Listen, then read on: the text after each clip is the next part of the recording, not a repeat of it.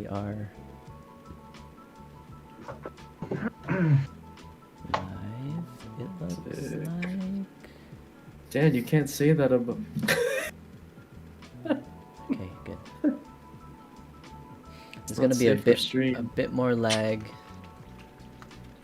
because I'm upping the quality, so there's more latency.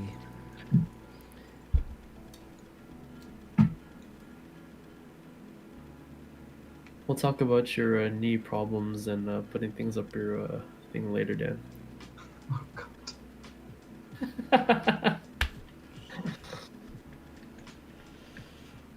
We can talk about that masseuse later.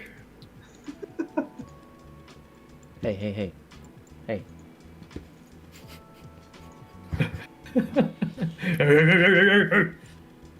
that Kawhi?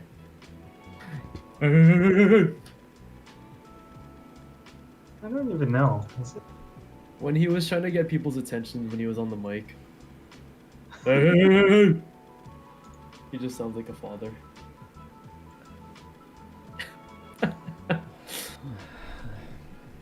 Find that clip. I'm pretty sure it was Kawhi.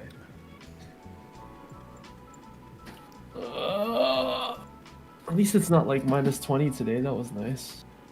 That was I'll nice. I'll take every small win. I think we had -13 here.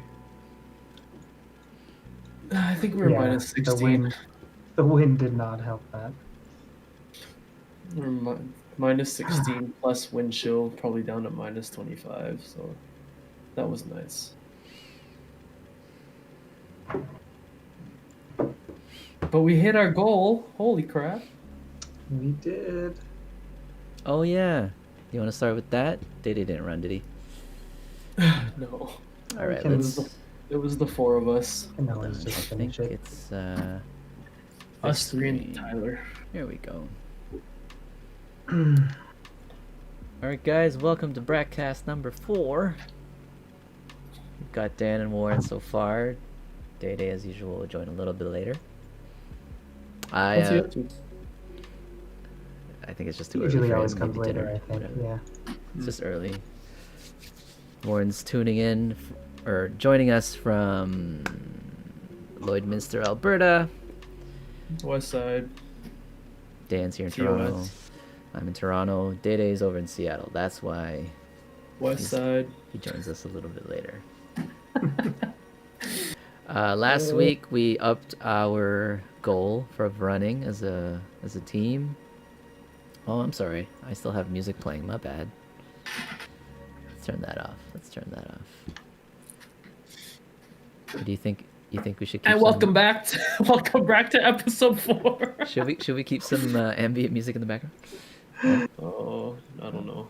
Not unnecessary. That's your call.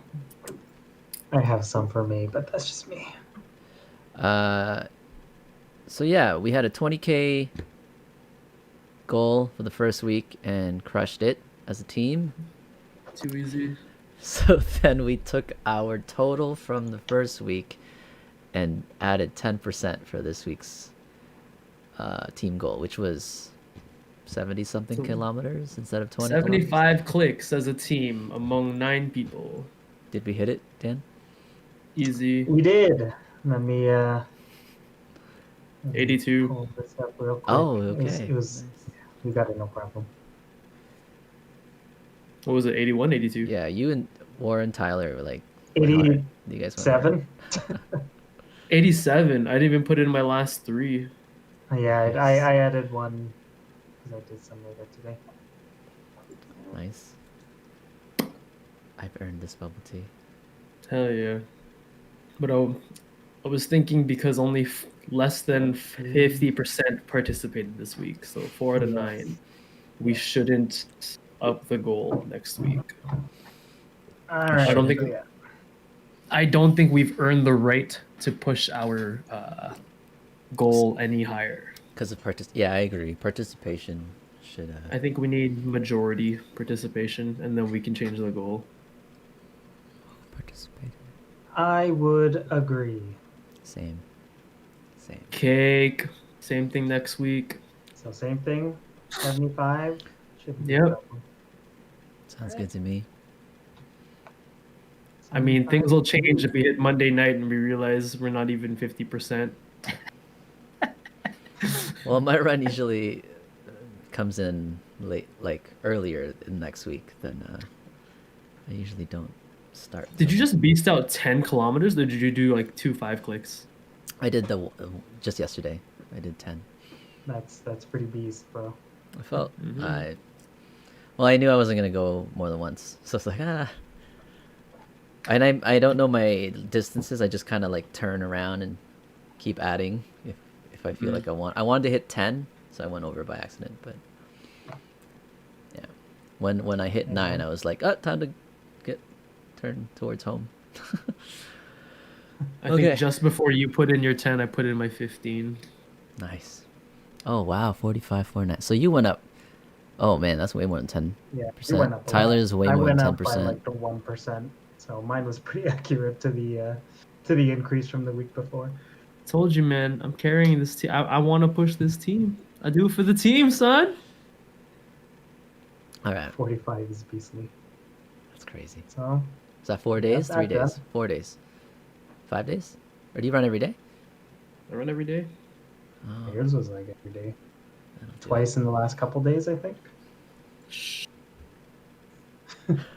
I mean, Yeah, it was twice in the last few days. all right. So that is done. Get this out of here. So, What's I with like the floating head? green screen, black screen. Don't worry. Don't worry about it. Floating head. What are you trying I'm to just hide? waiting. I'm waiting for an ideal moment. Oh gosh. I'll play this in the background. Really low, 15%. That's good. Okay. So, we usually try to come up with ideas for our topics earlier in the week before we settle in. This week was a bit of a late decision, but I think it goes well with today inadvertently being bellletstalk. But on a more positive note, I guess, we want to talk about happiness. Yeah? What's that? What's happiness, guys? A what? Happiness. Oh my goodness, Dan. That is why. You Hey. are such a geek. All right, we're gonna look this right here. Oh, hold on here. Let's go here Such a dork.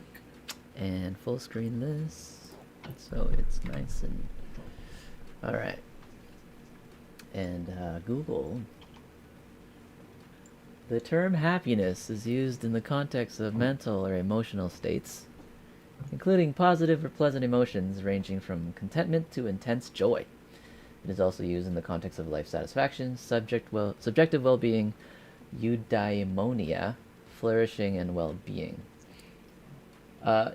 Wasn't there like chemicals or things released? Hey, we got Mike in here now. That's nice, nice. He will be right back. Everyone's on this tip of having like their stream stuff on web. We've been working on the production value, as you guys can see, in this podcast. So, just so I like the purple and blue. I like it. I like it. Okay, that's working out. Working on the production value, and there's two of us using webcam phones. That's me. It looks Me good. too. No, the res looks good. I like it. Did I interrupt something? Shoot. Nah. Chemicals, you're just in time, science boy. There you go. This is Mike. The happy hormones. Yeah, what is it? What Do are we the know what they happy are? hormones? Yeah, I think there's dopamine, Serotonin, oxytocin, and endorphins. endorphins. Endorphins more joy. Like Endorphin is from exercise and physical exertion. Yeah. Dopamine is from reward. reward. Mm-hmm. I Uh-huh. don't know about oxytocin and serotonin That's as well. the. I think that's the one most related to love. Oxytocin? Oxytocin, yeah. Interesting. Okay. So the love potion is oxytocin. Yep. And then Sprinkle serotonin. that in- Let's look that all up. Let's pull it up, Jamie. Or JM Caroni. Pull it up, JM Caroni. Jamie Corona. What am I? Serotonin. Dopamine. Stabilizes our mood, feelings of being and happiness. Serotonin does?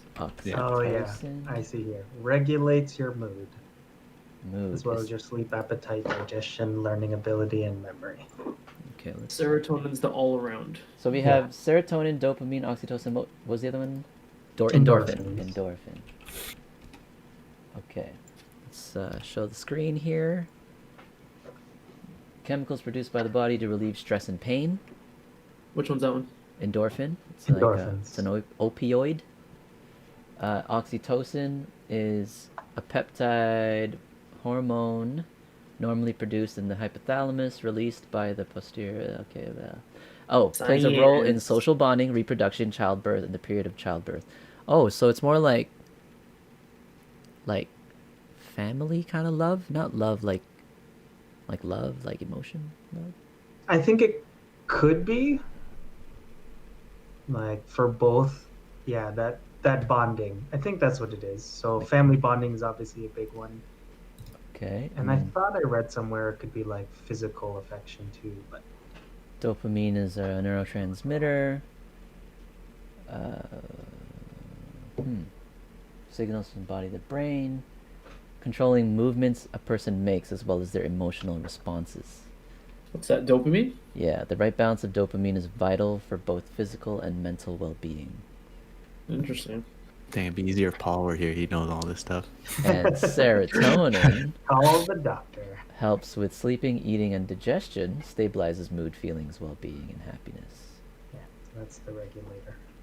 Okay, well, there's the chemical stuff of what happens in our bodies when we feel happiness. But, yeah, I think it's cool to kind of go over some past events, I suppose, where we felt happiest, and then we can make comparisons and like kind of see how we can, I don't know, how each of us is pursuing our goal of happiness, if that is part of our life goal, is to be happy, some sort of standard of happiness that we have set for ourselves or defined for ourselves. Who wants to go first? Not me.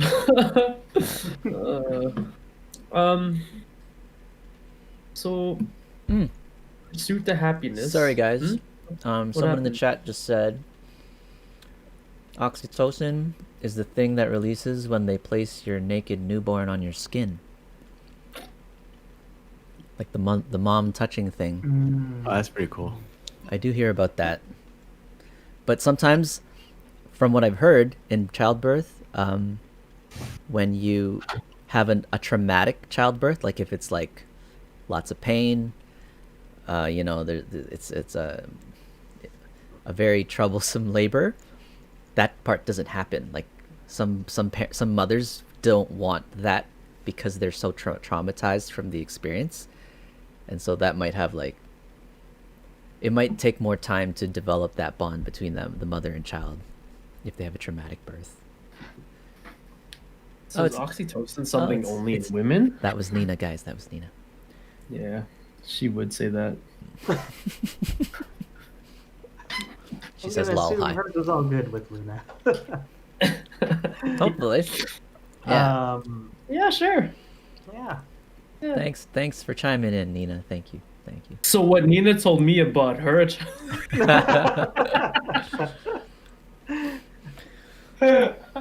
just every little detail.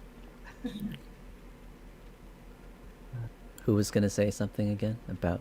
I don't know. I wasn't really gonna say much. Just being the whole pursuit to happiness. It's a tough one because it's hard to know if you're actually going in the right direction. I mean, I think everyone is looking for happiness in some shape or form, and everyone's definition of what makes them happy is going to be different, right? Some people have the whole, I want money, I want house, I want that classical end, a happy ending of like family and a home. Then you have other people like me that I could just be homeless and not even worry about it. Like, Well, those are like goals, though, right? Like yeah, that's they, right. they think they will be happy when they achieve those things, but like Mhm. what actually makes you happy? Mm, So, like for instance, me, I find I am happiest. I don't know everyone's definition of what's our definition of happy. I find I am happiest when I have like freedom to choose, like freedom to do what I want to do, or like when I'm doing something that I like doing. I don't know. I always tie it to like having freedom to do something that you want to do, and that's probably when I consider myself the happiest. So I don't think it's necessarily like the goal, because you're not happy then. Are we going to talk about like being happy now, or like you think something's going to make you happy? yeah, I think that's a really good point. I don't know. Because and that's why because I know when FJ was messaging and he mentioned like to remember like happy memories, like I can always think of stuff, but then it really does depend on how you define happy. Like is it a moment, or is it like a state, or is it uh, for I don't feel like I agree with Mike. I don't think it's a if I achieve this then I'll be happy, because then that means throughout that whole journey, like, does that mean you're depressed the whole time? Like, I don't know. So it was hard for me to define personally, like what happy was. So I just tried to think of like how I could break it down. So what I came up with was, am I happy with like myself or self-image? Am I happy with the relationships that I have, like family and obviously like a significant other? Um, and then obviously I thought of happy moments, like things that spurred. But I think that would be more of a dopamine rush, and that's why I like that talking about that chemical stuff. But yeah, so that's how I see it. I don't think it's necessarily just like one thing, but I think there's areas in your life where if you feel like content with that, then you can define that state to be happy. That's just So I'm just a dopamine rush to you. So would you? Okay, we agree that obviously happy. There's different kinds of happiness. Like obviously there's different chemicals. But I'm gonna pose a question. So when you talked about the moment of feeling happy, or is it a state? But even if it's a state, does it last? When someone's like, I'm happy, how long does that state actually last for you guys? If you guys can think about when you felt really happy. Like when I asked the guys, can you come up with 2 or 3 examples of when you felt the happiest in the past? And the 2 that I thought of kind of immediately were accomplishment based.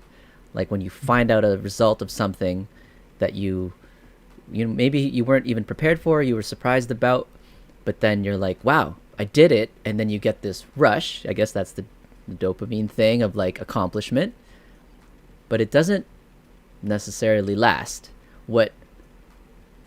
Okay, before I go to the opposite end of that, like, what do you guys think? Like, this kind of happiness, obviously this is not what we strive for a life kind of constant accomplishments. I mean, it's part of life, success and accomplishment, but like, yeah, like, do you guys try to like look ahead and be like, okay, I want to accomplish this in my life, well, it works with freedom too. I mean, financial freedom and freedom from whatever.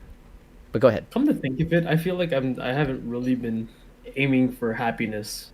It's really just I want something to do. Because To stay busy. even for me right now, yeah, it's more so stay busy. I feel like I know I'll be, I guess, happy when I'm doing stuff that's going to make a difference for somebody else. So it's definitely not an end goal. It's just trying to maintain a state of happiness when I know I'm making a difference to someone else. Like I'm lucky in the work that I do because everything that I work on is going to benefit somebody else. And that's usually, there's obviously stresses and challenges that come along with that. But then when you realize the end goal of, like for me, because a lot of my work is project based, if a project's finished and it succeeds, there is a sense of happiness and I guess content after a project's finished. So my state of happiness, it'll come and go in waves. It doesn't necessarily stick because once one project's done, I'm on to the next thing. And that's why I feel like I'm ever going to have like that perpetual state of happiness. It'll just be a perpetual state of content because, okay, we achieved something. Cool. On to the next thing. Maybe that's why I feel so lost sometimes. I don't really have like an exact goal. It's just, I just need to do stuff that helps people. When you said it But, there, it's a joy you feel from helping others. Yeah. When do you see that you've helped them? Like, I guess the tutoring thing, you're helping them in the moment, which you say could be stressful, could be the hard, like the grind. Yep. When do you see the result? At the very moment you're like, I feel good, I'm helping this person, or is it like you have to see the result, right? If I were to get into specifics, tutoring, like it's definitely just when they hit that like eureka moment, you see their eyes light up, be like, oh my gosh, that makes so much more sense. Why didn't I think of that before? Or when they come back and be like, yo, Warren, thanks for the help. I got an 85. I was a 60 student, but now I'm like solid 80s. Like it's just fulfilling because I know I've done my job. Like it's just the fulfillment of my duty. Yeah. And then if you're talking about like the whole tennis and engineering thing, it's just, I guess with the engineering thing, there's times where it's like, okay, I realize I'm not quite done the project, but I'm happy because I know it's going to make a difference later on. And then obviously when the project's done, there's like a lot of weight off my shoulders because the project's done. It's helping somebody else. Okay.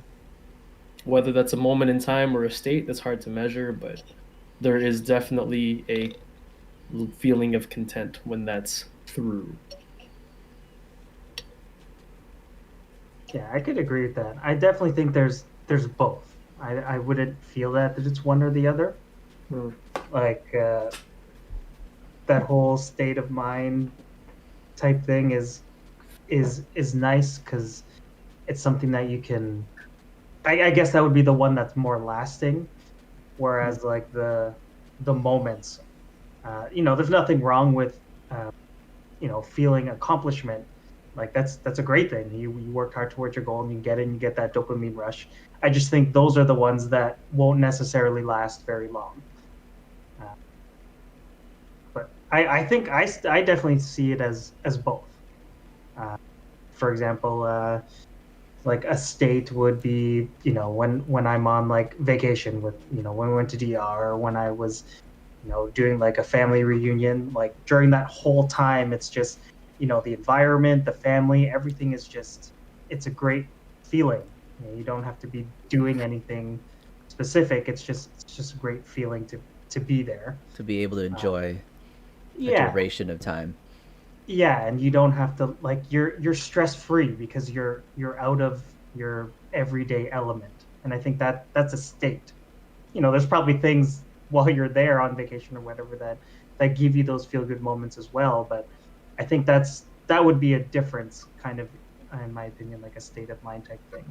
Whereas like you mentioned, like an accomplishment, like I'm sure when we all had placements on Ouch, or if we're climbing and you send something, or if you win a tennis match, or you see the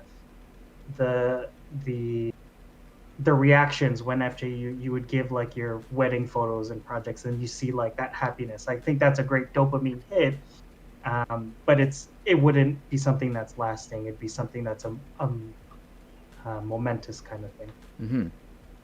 Exactly. When I think about happy, it's always like you quantify it in moments. When you talked about a vacation, let's say for a week on a getaway where you're stress free, so is that, it has to be, is that the quantifier that it's absent of stress? Happiness could be when you're absent of stress? Is happiness... I think Could be for some people. Part of it, yeah. Like when I was mentioning like happy with myself or like my self-image, it wasn't until I went to Winnipeg and like I had a lot of time to reflect on, like who I was, what I wanted to do, like the hobbies that I wanted to undertake, the kind of life that I wanted to live. And by the end of it, I had made those decisions, but I knew I was happy with the kind of person who I was. I might not have been happy with like my current situation, but I knew with myself I was happy, and I had a good feel state. Can I ask you That's if what I mean by state. when you say the word happy there, is there an element of pride? Is there an element of content? Like you feel like it's not, you're not settling for what your life was. You don't feel like you have to push yourself beyond. Like, yeah, because pride is, I'm trying to see if, because happiness is an emotion, but then being proud is also an emotion, or feeling content is kind of, and then the final one that I think what I'm learning the older I get, of like, building up these momentous events that make me happy, I think the thing that can last is like peace, feeling like I'm at peace with my life, or how I view myself, or like my relationships, or whatever like that. It's like stress-free for me. The older I get is like when I can look at something like a long duration of happiness, it's when I'm stress-free. Yeah, I would probably equate that, I think, like you said, like that at peace feeling. It's with that aspect of life, or with your current situation, you know that like it's content. You're good with it. Like you're not comfortable, but yeah, I wouldn't. I think happy, content, and at peace are what I would use synonymously there. What about proud? Proud could be. I mean, in certain states, for me personally, like I might not be proud about certain aspects, but I would still be at peace in general. So I think it could be fitting, and it could not. You know what's nuts about what FJ said about the whole being stress free? You're gonna come across people that'll find happiness in being stressed because they want a challenge. You're gonna come across people that are like, to be at peace sounds boring to them, and they want to be able to be like, give me problems, let me go face this, let me go do that. Think about people that like enjoy putting themselves in front of the animals and whatnot that could be potentially dangerous. Like, hell yeah, it's painful, but they're happy doing it because they need that wild side of life. They need that slice of life in them. But does the Kinda happiness like- actually come when they're stressed, or when they achieve something, like those momentous dopamine rushes of accomplishment after the stress? I think it's got to be a sum of both, in that one, it's the achievement after, and then two, they know it's part of the journey. They're willing to accept that stress because it's part of the growth. It's part of the learning. It's part of their experience. They're gaining something by doing something crappy. Yeah, they're like happy to be in accepting this challenge and going through it. Like you might be struggling, but you could still be happy. So Yeah. But how do you need to win? Like, No. what if the challenge, what if you can't do the challenge? Yeah, It's that's part of fine. the You learning. could, yeah, exactly. You could still be happy doing it. You could be making something and then you totally utterly fail, but you're like, well, I learned something. You'll still be happy. You can still be happy. So, yeah, it's not necessarily, even like how I said before, it's not the goal. Sometimes it's the journey. Sometimes it's the goal. I think for me overall, it's like what Dan said, being content and at peace with, like, I guess your life as a whole. Like when you like look back and see it, you're like just contented, good with it. Whether you're struggling or not, you can still be happy. You can be stressed, but you can still be happy. I don't know. So I guess on your definition. manageable levels of stress. I agree with you about freedom. Like, because when I didn't feel that I had freedom, I was more stressed. Like I felt restricted or whatever like that. But maybe if you achieve that sooner, if you can achieve whether it be financial freedom or even just freedom from like being at home and then you're independent, so you can live on your own and make your own decisions. You can about every aspect of your life living like the normal day living, that kind of freedom. It's less stress. You can say you're happy with how your life is, but like, yeah, it feels like happy to there's me. There's good stress and bad stress, right? Like you can be, there's good pressure and bad pressure. So okay, It's only how you make it out to be. Like some people Yeah. will approach stress and be like, that's how "Oh my you're god, I perceiving it. can't handle with this. Like you need to get this off my shoulders." But you get somebody else with the same kind of challenge, but they're like, "Oh yeah, I'm gonna get this done. This sucks right now, but I'm gonna kill this." If I had to put my own kind of experience on stresses or whatnot, it'd be like on tennis. Like hell yeah, I go through. Oh my goodness, my first set of tournaments, getting back into tennis in 2015 sucked. I think I hit a low when I lost to a 15-year-old Japanese kid in Edmonton, and he spanked me like 6-2, 6-1. But then after that, like, it. Oh man, I wish I could tell you about how like he played so dinky. He didn't have to do anything. Like I made all the mistakes, but that was a point where I was like, I love this game too much. I'm happy playing it. I'm happy like being on the court. Losing sucks, but I'm glad that I stuck it out and overcame and practiced a lot more. Came back with a better mental state. It really is as stressful as you make it. It doesn't have to be the worst stress, but it could still be stress that'll keep you happy and keep you striving for more. God, I hit a low point even with tennis. That was so sad. It's funny when you mention that because like that's how I feel like when we're climbing. If you're like trying to do like a boulder or a route and you just it's like such a struggle, but like even if you fail, like even if I never get it, like when I remember going up the block all the time and just never being able to do purples, but like as you continue, you feel like okay, I'm getting it. I can get a little further. You can see progression, and that's one of the things that I actually heard someone say was progression. Progression is happiness. So like that's how I kind of view it. Even though I might have an end goal, am I happy that I'm making progress? Am I making progress? If I'm making progress, then I'm happy because it just means I'm closer to it, and I think that's a better feeling for me rather than just getting that full dopamine rush at the end. Mm-hmm. And as you say, it's to each their own. If it's that big hit of dopamine rush as the end goal that makes you happy, or you find that to be more lasting in your mind, then hell yeah. Because like you go down the road 5 years from now and look back, you're like, oh, that makes me happy to remember that. But for some others, it'd be like, yeah, that was cool, but getting there was the real like. That's what looking back and realizing the journey is what makes you happy. That's a different way to see it too. Not to say any one way of seeing happiness is better, but definitely both are things to make somebody happy. I think what's tough is to realize the pursuit of that, like moving forward, like for the person that likes the journey and sees it after, it's like, I don't know if I'm really happy right now. This really sucks.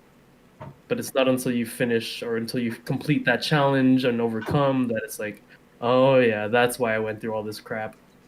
Mm-hmm. You mentioned waves earlier, like your happiness came in waves. So would you equate it to a high? Like a happiness is like a high, and then as we also defined, it doesn't last. It's sort of like something that we expect a low to come after a high.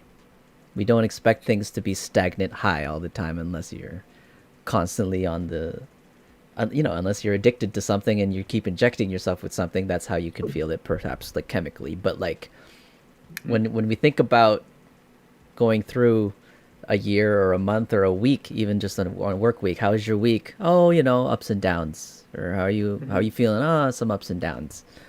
Like so when we are pursuing happiness, is it something that we have to understand that it's going to be, we can't achieve it and then stay there? We're going to expect to come down again in order for us to go back up. Does sadness, maybe not sadness, but like, do lows come with the highs? It's expected. Should people understand that that's part of it? That's completely up to the individual and how they perceive that low to hit them, right? I like for me personally, I've felt it in waves. I've never really hit a high point and just stayed there. That'd be cool, I think. I don't know. See, even for me, like I'm just like thinking about it. If I was happy all the time, would I really be happy? Like I Yeah, feel I like agree with that. there needs to be some sort of low, Yeah, kind it's of like To compare. not just as a measure, yeah, not just as a measure, but like just for self development. Because if I don't hit a low, it's like, am I really growing? Mm. Uh-huh. yeah. Because I was wondering about, it seems like in order for us to hit happiness, we're achieving something which takes effort. It's like a choice to do something to achieve happiness. But what's the opposite side when we're sad or when we're not? Is that a choice? Is it a choice? Does it take ability to feel sad, or is it, involuntary? Is sadness involuntary? Because you said perception's a big part of it, and I think mental health is a big part of this discussion of how we can perceive a struggle as positive, whereas others might not have the mental fortitude to see that struggle as positive and turn it around and be like, man, I suck, I'm not getting any better, and this is my fault, and then blame, and then all that other stuff that comes with the opposite Yeah, side of from happiness. then it just sounds like it'll snowball into more. Tough one. Mental health things and thinking about someone being sad and feeling stagnant. I think I think it's a mix of both. I think like one, there is going to be the side of it where somebody that might be sad may not have been dealt the best hand. Like their situation it was handed to them. They had no power over it. And then there's the other part. Do they want to do anything about it? Here's a problem. I'm sad about it. It wasn't my fault. But there's a way out. Do I want to take that way out? I find it's always really hard to talk about it because just like how happiness, you can, even if you're struggling, you can still be happy. Like on the flip side, if you're depressed, if you're truly depressed, then there's situations where you can have everything, but you still won't be happy. And that can't be, there's really nothing. Yeah, it just happens on both sides. So I don't know. That's why I don't, like me, I don't fully understand depression. I just know that, people get it even when they have everything. Like, Even I like don't know. wealth? Well, not just wealth. Like where you give them a list of things of how your life is, and then someone objectively can look at that and be like, you should be happy, but you can still be depressed. Mm-hmm. Yeah. So it's like, regardless of where you are in life, how many highs you've gotten, and how high you've reached, like the waves we were talking about, roller coaster, you have to have the lows in order for you to evaluate the highs. Like So that's like having light and dark. You won't have. Yeah. If you always have light, you don't know what dark is. You don't know what light is. It's like, okay, I mean, not to bring up, but let's say Bourdain, Anthony Bourdain. Hear about that guy? I'm out. It's okay. Suicide, right? We're talking about suicide. Yeah. So, people evaluated his life. He's a chef. Apparently, he went all around the world, enjoyed cuisine all over the world. Everyone thought he was cool with the way his life was, and then he took his life, which was shocking to people. I mean, that's just an example. We don't have to go specifically into example. Recently, I was watching a documentary about Tiger Woods. Like he was the biggest name in golf. He was changing it for, the whole racial diversity of golf, and he was being of this public figure. He was a millionaire, billionaire, whatever it was.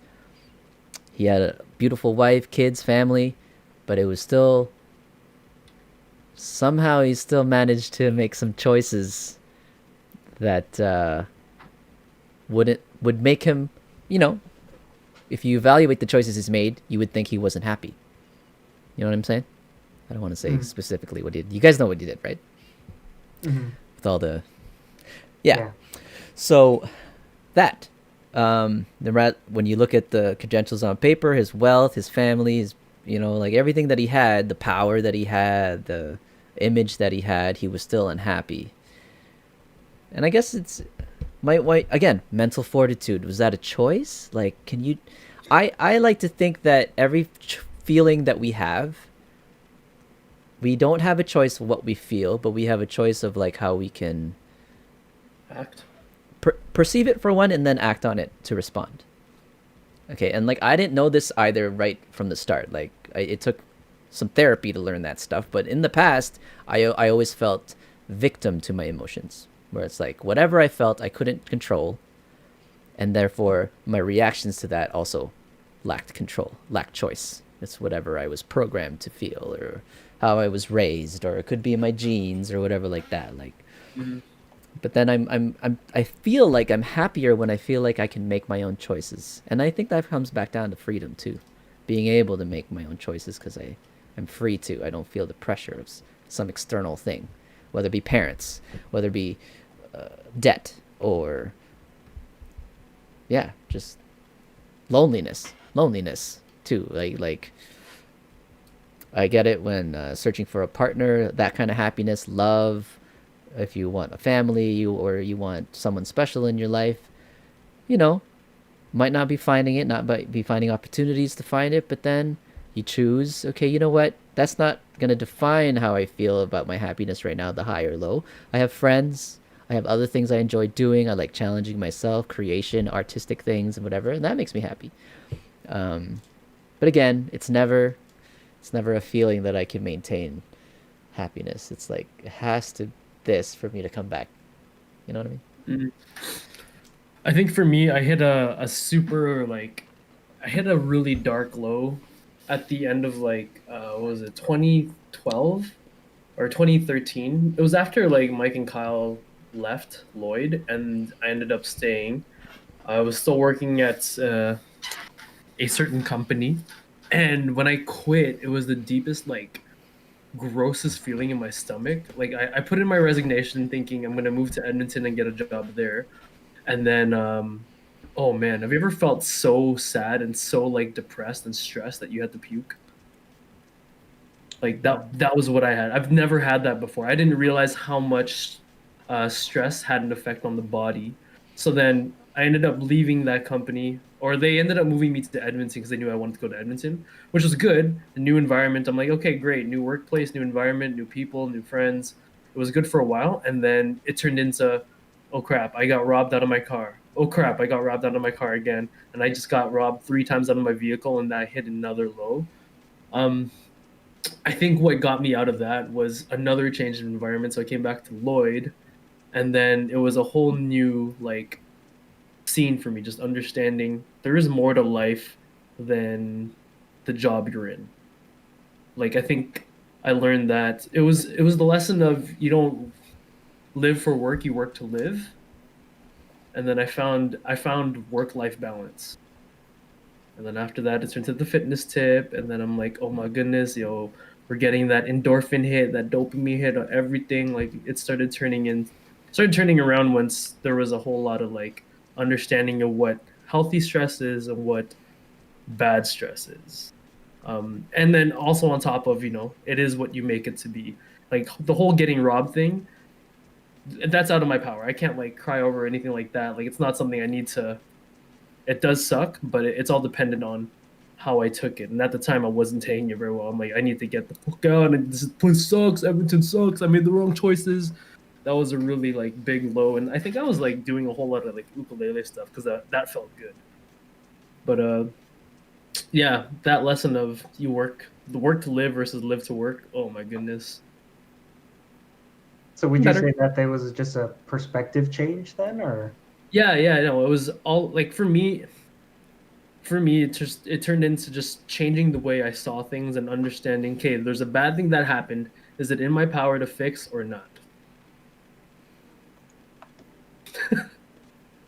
Oh, Dan, welcome to the BrackCast. Would you say that's just a perspective thing, or? Is there an echo Is there in an here? echo in here? How many levels are there? So would you Yeah, say? no. That was all in me. Like that was one where it's like, okay, a problem just came up. Am I gonna take this a crappy way, or am I gonna deal with this in a constructive manner and be like, it's out of my power, let's move on. What was the? I mean, I guess the turning point was moving back. What was the turning point for you? It was Yeah. moving back to Lloydminster, changing environment again, and changing my mentality on just stuff. Like that was a choice you made, an active choice. I'm gonna change my mentality about how my life's going. Yep. And then when like your decision to move back to Lloyd, was it just like something pushed you from like you were in Edmonton, you're like, oh, I'm tired of the place, gotta do something new, or what triggered that decision to go like I'm going to Lloyd? Go back to Lloyd. There was just an opportunity, and I was like, okay, I'm not vibing with Edmonton, and I do miss the 5-minute drives to work in Lloyd. And the fact that an opportunity came up, it worked out. Like it was really lucky that they hired me on at Lloyd. Yeah, the big city life isn't for me. I couldn't do it again. So do you feel like what got you down? Would you call that rock bottom, or one of? I wouldn't call that rock bottom. I think that was pretty deep low for me. I wouldn't consider that a rock bottom because I know that things could always be worse. But did it feel like what brought you there were things that were out of your control? Brought me to Lloyd or brought me to Edmonton? Brought you to the low. The low. Brought me to the low. I didn't at the time. I thought a lot of the things that were happening around me stemmed from the choices that I made. I mean, getting robbed out of my car 3 times. Yes, I might have left my car unlocked one night. Or yes, I did make the choice to Edmonton. But no one can really predict when nonsense like that happens. Like Mike Bad getting luck. a nail in his car, or like Yeah. car trouble, or even just weather. Like you can't Yeah, really blue card. control that. And like, yeah. Realizing that things out of my power is out of my power. What am I supposed to do about it? Just kind of accept it and move on. I think I dwelled on it so long that I took everything as like another sign. I think I was like being super superstitious, and that I made this choice. I brought this on myself. This is karma coming back to me. Why did I do this? I hit myself. Drink more, get high. Like Where's my weed? I agree with that, where you can feel what's bringing you down to some low is when, I mean, bad things will always happen, and again, it comes down to how you perceive that bad thing to be a challenge to grow from. But it's very easy to look at a bad occurrence as like bad luck. It's like what are the chances of that happening? Why is that happening to me? And then when you allow a bunch of events that you can attribute to bad luck to start dictating your life, and you feel like you have no control, that's when you spiral down. Does that make sense? So you're Yeah. saying that somebody that perceives everything as bad luck, that's a spiral down? Mm-hmm. Yeah, I think if they feel that- like the world is out to get them or something, or like Okay, everything okay. bad's always happened to me. Yeah. They lose Okay. control. They're like, oh, I can't change anything about this because everything's changing around me and I can't do anything about it. Like they feel helpless in a Like, way. why can't I get out of this situation? Like, why does this always happen to me? Like, I was gonna say, because there's the other way of people seeing, oh, it's just bad luck. I don't give a fuck. Oh, it's just bad luck. I don't Yeah, care. that. Like, you can still have that too. Those individuals have much stronger mental fortitude to look at a bad occurrence and be like, that happens, to understand that it happens. It's may have been out of my control, but I don't have to feel like it's going to continue happening to me, right? I just don't want to give off the idea that one is better than the other. Because even if somebody has that fortitude to be like, oh, it's just bad luck, it is what it is, that's also the type of person, or potentially the type of person that's complacency? like super lazy, super complacent, just, I can't do anything about it, I it's see not my that. fault. I see But that. sometimes it could have been their fault, that they might have had something to do with the outcome. They could have changed it. Yeah. Like we're I all gonna always- die anyway, so let's just eat and and not True. exercise, and who cares about everything? Yeah, I can see that. There's an extreme form of that too. That's true. Yeah. Mhm. I always find the best way to, I mean, for me, the best way I handle those situations is, I guess in my head, I call it acceptance. It's just like, okay, I got a flat tire. I need to move on. Like, obviously, I can't control that, but I can control myself and how I react to that. So it's like, I can choose to be like, oh, the world's out to get me, or, well, at least this didn't happen, or this could be worse, or you know what I Yeah. mean? It always could be worse when someone has that kind of mental fortitude. Not mental fortitude, but just like that outlook about bad things. They're generally more pleasant about things. They can accept the bads a lot more easy and like deflect. They can deflect it up and brush it off the shoulder a lot easier. Mhm. Did something train you for that? Like, how did you become that, Mike? Were I you don't know, maybe it's raised just my that way? You think? personality. It's my personality. So, do you think too? I'm Like, you've super seen that? chill. Did you see that in your like parents too, or your other family members? Was it like a trait in your in your genes? I honestly don't know. Because I definitely wasn't like that when I was young. I took everything with like extremity. Like everything felt amplified to me when I was young because I didn't. If you try to look at it like objectively, like how can you get what's the best result? What can you get? How can you get the best result out of this situation? Does it help to lose it? be, Nope. to lose it? Yeah, exactly. Like if it's something you can't control, well, how do you get the result that you want? So if something bad happens to you and you realize it drives you, like if something bad happens to you and reacting to it in a like an angry, aggressive way helps drive you to do better the next time, then yeah, you take that route. If there really is nothing you can do, like a flat tire, like the best way is to just brush it off, because you're just putting stress on yourself when you react a different way. You know what's tough about that is you have the people that'll be like, they would be irrational in those kind of situations where they're faced with stress or something that doesn't make them happy, and then continue to make another decision that's irrational. And whenever they approach a problem, they're slowly more and more conditioned to deal with stresses and problems in that manner. So it's like, oh man, if somebody gets to a certain age where it's like, oh, I've dealt with this, like, I don't know, I see it at work sometimes with the construction workers. Like, they're used to just getting fired up about a certain problem that they won't just sit down, take a breath, and just deal with it rationally. They want to just blow off some steam and just get into a yelling match for no reason. Like, it doesn't help the situation. That just comes with conditioning. In some cases, kind of like how you're talking about, is it part of your traits? Are you raised like that? Some cases, they might be raised like that. They might just see it out of their parents and kind of follow suit. Yeah. Learned behavior for sure. Based on what you've been exposed to for many Could be years learned, or growing it up. could be like in your genes. Like maybe be you in the just genes, have yeah. something. A Yeah, genetic thing? you're like Alex Honnold and doesn't care if he dies. Free solos. Oh, that guy? Yeah. Which Well, is that really genetic though, or maybe he observed it too and thought that was normal? Like, Oh yeah, maybe. Yeah. maybe could It be could like be. a product of environment, or it Yeah, could I'm be- pretty sure it it's a could be mix lot of of both. things. Yeah, I'm pretty sure it's a mix of both. Like, I feel like if you're able to change it at some point in your life, then it wasn't genetic. I don't think you can change something that's like programmed into you, but you can, unless you do genetic modification.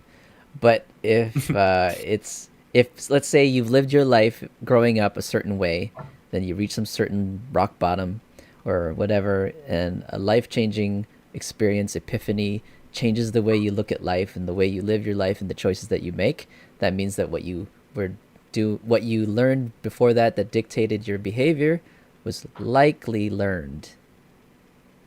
I'm speaking out of personal example, basically, like my own life that way. I didn't know I could think about certain things that I would think about, like you said too, Mike, like misfortune, something bad happens, losing it. It's like, and then it was a very simple question. Well, what does losing it achieve? And it's very logical to say nothing. So it's like, then let it go sooner. But then if you've always seen the reaction is like, well, this is normal when shit happens, you're allowed, or it's like it's normal to lose it, and you ride whatever that losing it is for however long until you're exhausted it, and then you can move on. I didn't realize you could just take that part out. You don't So have to let's loosen say- it all. Just, Let's say you're that. I don't know. I don't fully understand. So let's say you react objectively the wrong. Like let's say you get angry when your tire pops. Like if you are conditioned to be like that, what do you do to the next time like that happens? If you want the result for you not to get angry, what are you supposed to do? Like the next time, or what are you supposed to train yourself to do, to prevent that kind of thing from happening? It's just a question. I don't know. Yeah, no. In my opinion, if someone's like that, where they're conditioned, that they've practiced, kind of reacting in kind of that, I would say, a negative manner, and that they're really blowing off steam and like just getting mad at the situation rather than dealing with it. I think it takes some sort of like outward, like external force or somebody to tell them, chill, relax, things will get better. Actually, here, take this. do you rely on that? I think there has to be some sort of element of like some external force to help somebody realize that.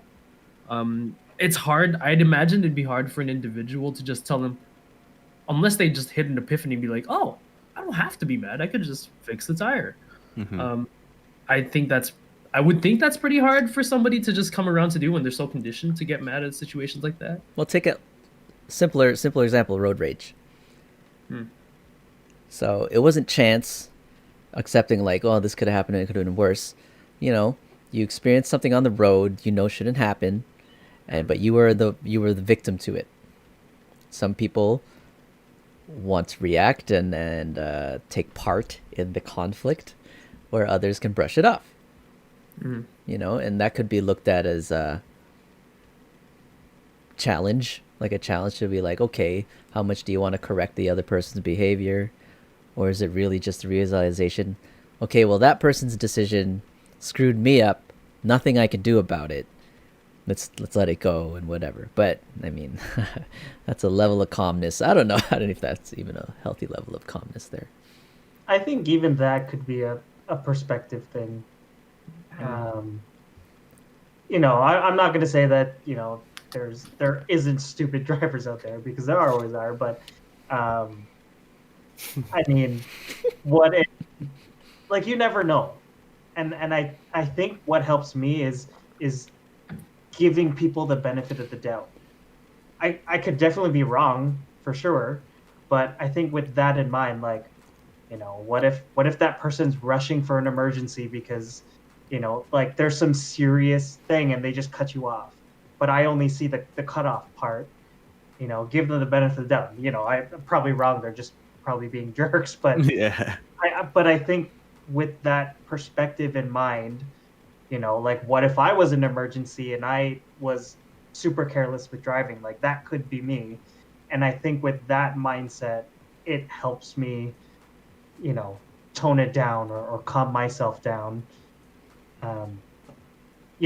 That's just a thing that helps. Like I said, I probably wrong. That probably was just being a jerk and cutting you off. But I mean, that helps me control sometimes my tempers. Just having empathy to the situation, just understanding two sides to it. Yeah, because it's like, ever heard this story? I don't know. I think all this change and how, like, my perspective changes because when I was doing a lot of personal development.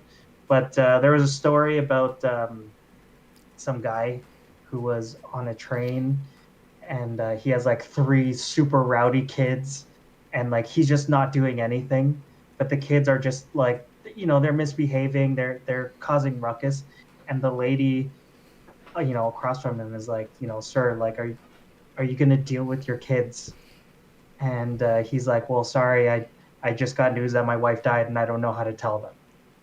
So it's like, in that instant, she must have like went from, oh my gosh, this guy and his kids, what a terrible father, to like, holy crap, I feel so bad. Is there anything I can do to help? And I think just with that perspective change, it really changes how you might react to something, because you really never know. So the benefit of the doubt, kind of had that in mind. the benefit of the doubt, you'll award limitlessly? I think there's a limit. You know, if it's a repeated behavior that I see in someone, then of course not. You know, it's Say someone cuts you off, and yeah, you're like, "What the?" Or you honk, whatever it is, like safety, but not retaliation, but just a Yeah. reaction, and then you get the finger. They flip you the Yeah. bird. So then you gave them the benefit for that instant, and then they made it worse by flipping you the bird. Then what do you do? yeah, that's different because then you know it's Stein, just be you know like, it's a jerk. But if they didn't do that, or you know, just maybe they didn't know, like it's all situational dependent. But I agree. The empathy thing is obviously key there for most situations. When you encounter something unfavorable to you from someone else, empathy is really great to keep you cool, to keep you at least from losing it or whatever. Empathy, you know, that's a great like recommendation tip for anybody who wants to be less stressed and happier, whatever. You know, work on the empathy thing. Would you agree? Yeah, I think is it empathic or empathetic? Whatever. Empathetic. Developing And developing empath is empathy- something else, but yeah. I think developing empathy and having that ability to just see the other side of things, I think that could help in somebody else's happiness. Because if they're always finding that they're getting like walked over by somebody else unintentionally, like the whole road rage thing, I think when your perspective changes to that of what Dan mentioned, it's like, oh, I don't have to stress over anything. I'm gonna continue on my day. Is what it is. Mhm. I think one of the other things that helped me change perspective was that diagram I just shared. Um, check that out. I'm gonna go take a piss real quick. I'll be right back. BrackCast? Okay, BrackCast. I will put this up on the screen. Jam Caroni, oh, yeah, I do like that. put this up on here. Jamie, can you get that diagram? Yeah. Oh yeah, sure. I got it I right don't have here. that. There we go, guys. There's I don't have a the scene for that. I will next time though. Oh, I can't. Oh, that's see true. it You on- could just put it on your thing. So I don't have to do this every time, but that's okay. Okay, so the diagram says, do you have a problem? There's a yes or a no. If it's yes, can you do something about it? Then it says yes, then don't worry. If you can't do anything about it, no, then don't worry. Do you have a problem? No, then don't worry. Everything's all about don't worry. I mean, that's a very simplified diagram. Okay, well, if you dig deep down, if you can do something about it, then you have things in your control that you can do. So you can Yes. do it. You can do something about it. That's the solution. Mhm. If you can't do anything about it, then you react how you try to react the proper way. Well, my only not issue, but critique about this diagram is there's no emotional portion about it. It's all rational, Mhm. right? So let's but say- we are all emotional. We're gonna have a reaction to whatever it is we're facing. Yes, you can think about rationally when you're thinking about it objectively to kind of either address the situation, or if you can or cannot evaluate if you have an ability to change it or do something about it. But everyone's gonna have an emotional response to everything, unless you're a robot. You're gonna have the emotional response, and that's okay. I think most people, again, it's the value. People are like, be rational all the time, but it's kind of insensitive to people who might have an emotional response to something, which is normal, which is healthy. It's just a matter of taking an extra step to manage the emotion before being able to make a rational decision to choice. So it's a little, it's a great message to solve a problem when you come across something, so you don't have to overly stress and lose control or anything like that. But it's just there's just lacking information on how to deal with the emotional response when it happens. I think that's what I like about this is it doesn't say anything about emotion. You can feel how you want to feel about a situation, and then come to realize, oh, is there something I can do about it? Sure. There's nothing I can do about it? I see. Yeah, nowhere in that diagram does it say, don't get mad, don't fire up, don't feel sad. Like, you can totally feel sad. That's perfectly normal. Yeah, no, that's why I like this. Like, yeah, I'm going to get pissed at a situation, or I'm going to be sad about, someone passing, or I'm going to be sad about, someone leaving to go somewhere else in the world. but in the end, I can't dwell on it. It's gonna affect me negatively the more I dwell on it. Like if something's out of my power, then yeah, it's gonna hit me harder. I'm gonna hit further. I'm gonna spiral into that low again. But this is nice just because, if it's out of my power, then there really is nothing I can do about it. I'm not gonna worry about it too much. But that's what it is, right? It's supposed to be like the rational way to deal with that situation. Mhm. It's not. Yeah, you're right. It doesn't say anything about emotions. You can feel the emotion, but your action after. Yeah. What? Yeah. What do you act on after? So that's it would why be more this. like- sorry, Yeah. go ahead. So this kind of chart, it sort of, hopefully, it brings you back down back down to earth. You feel this. You feel like these crazy emotions. But if you really look at this chart, it really is that simple. You can feel the emotions. You're angry that somebody cut you off, but what are you gonna do? I wouldn't say it is that simple. I would say it can be that Can simple. be, yeah, can be. Yeah. It's only as So simple more as of like a guideline to, like after you have that emotional rush of response. whatever, how you want to choose to respond after, more of like a guide of, like to help calm whatever emotion, whether it's like extreme happiness or sadness or anger. Yeah, I like that. You guys ever feel like so stressed or so angry in like one moment that you just suddenly just get hot for like a second? Is that just me? Like I've never like if I'm playing COD and then like someone kills me, like I literally feel like a tingle like heat that just like and then it's gone. I'm pretty sure. Yeah, Fuck. probably. Yeah, I don't like know a if rise in temperature and just like boiling. Yeah. you like, think that it just- must be a it's like chemical an- release of stress. What's the stress chemical? I don't know. There's a stress chemical that gets released and Happens to The me. one that's Man. supposed to regulate no stress was the- serotonin, right? cortisol. Cortisol. It's a Stress steroid hormone produced mainly by Serotonin. No, it's Ah, bad. dang. Cortisol causes stress. So when you're in a situation that stresses you out, your body's releasing cortisol, and it's unhealthy for you. It's Maybe I just experienced it all at once and then I just chill after. It's just like, okay, cool. I'm it's done. like cortisol and then antibodies. Dopamine. Antibody. Like it's a virus. No, I've never been that pissed. I can't remember another I time mean, I ever really got yeah. pissed off. It's not like super pissed. It's just like very momentary, like, yeah. Momentary, like, oh, I could have done more. Okay, I'm done. Not like, I'm going to actually kill someone. Yeah. Anyway, that's me. That's how it feels sometimes. Welcome, DayDay, to the BrackCast.